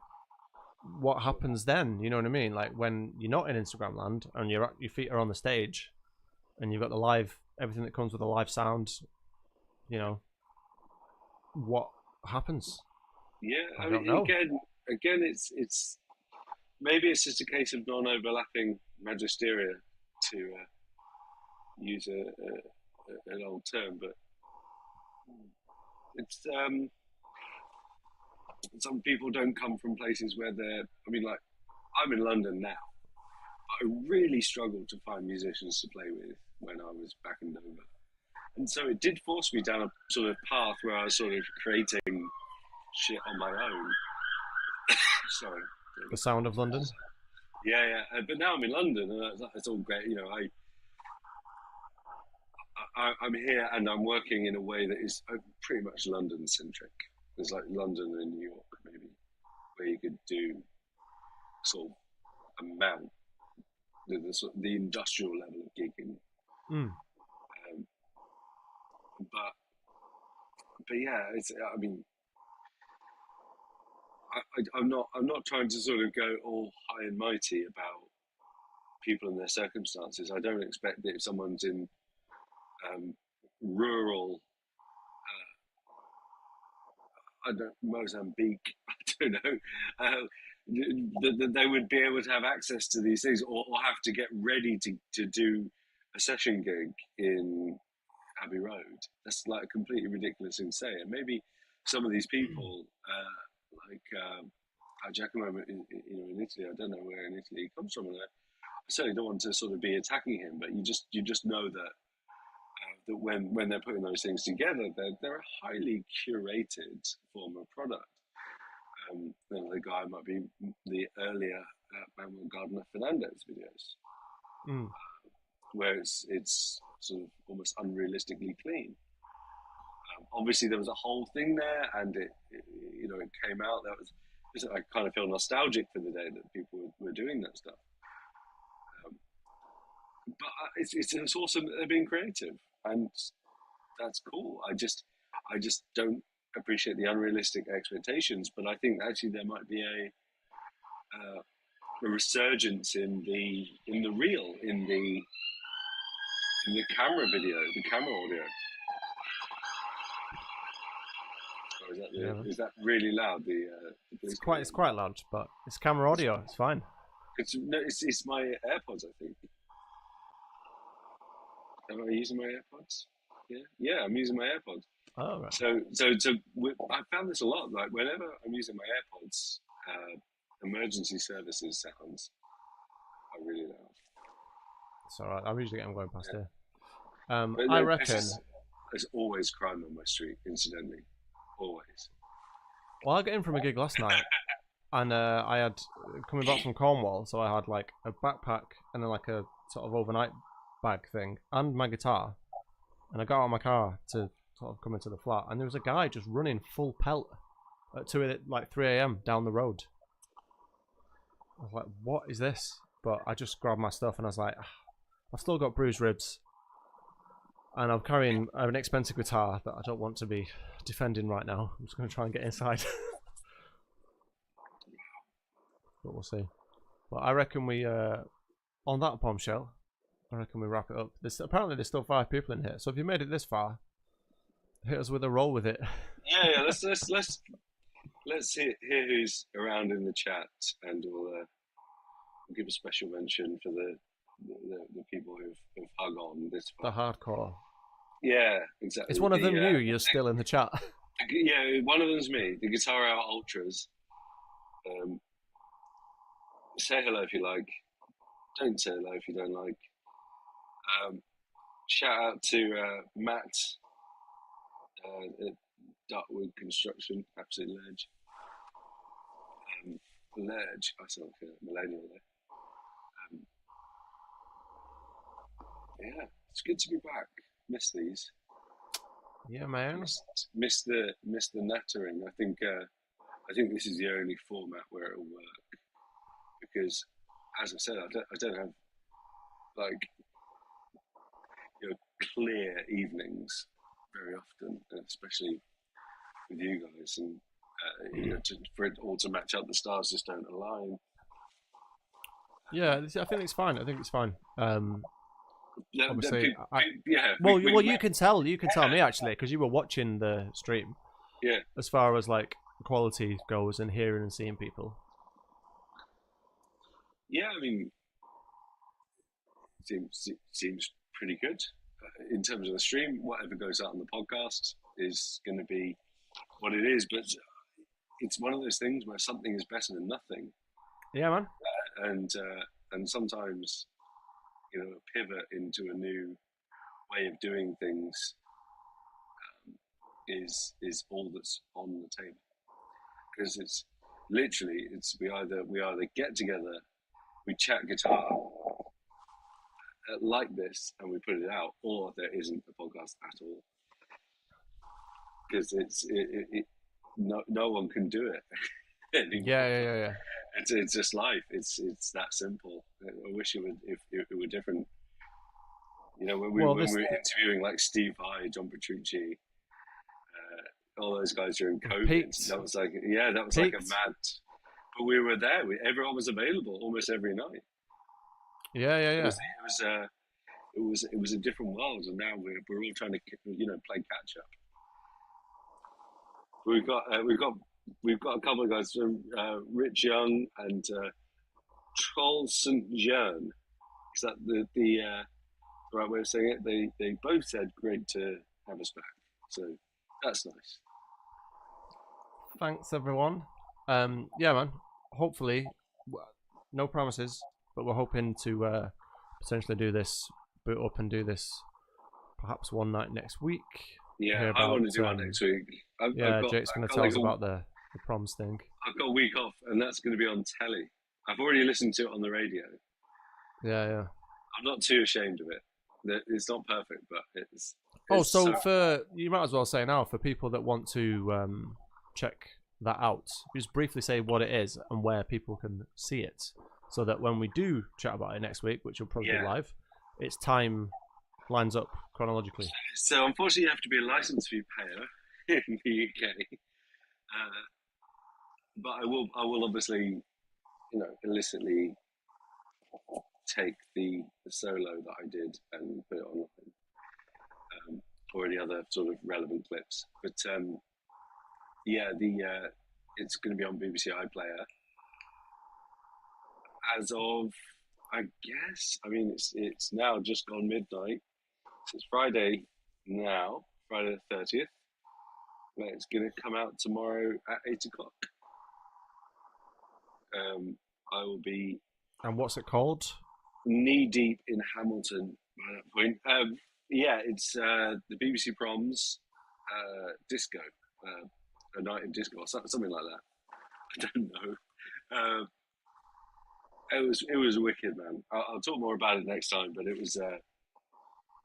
was a bucket list gig to play there, and so it was already just a bucket list gig to play at the Royal Albert Hall, but it was a double bucket list to play at the Proms, which was a cultural, because of my dark classical past, as I refer to it, to play that sort of part in what is such a long-standing piece of British cultural life. Working with the BBC Concert Orchestra, getting emails from the BBC. It was like, wow, it's kind of happening. Understanding how all that, getting a taste of how it all works, and it was fascinating. It was really, really quite something. Annoyingly, the televised thing has been put back a week to my schedule because they said to me it was going to be out on the 24th, but Sam Smith took the spot away from us. Damn you, Sam Smith. Damn. Right, well, I'm going to I really know. say adieu. Thanks for all the guys that have popped in and out or stayed until the end. It's nice to have just a few people here live, so we're not kind of nattering into the void.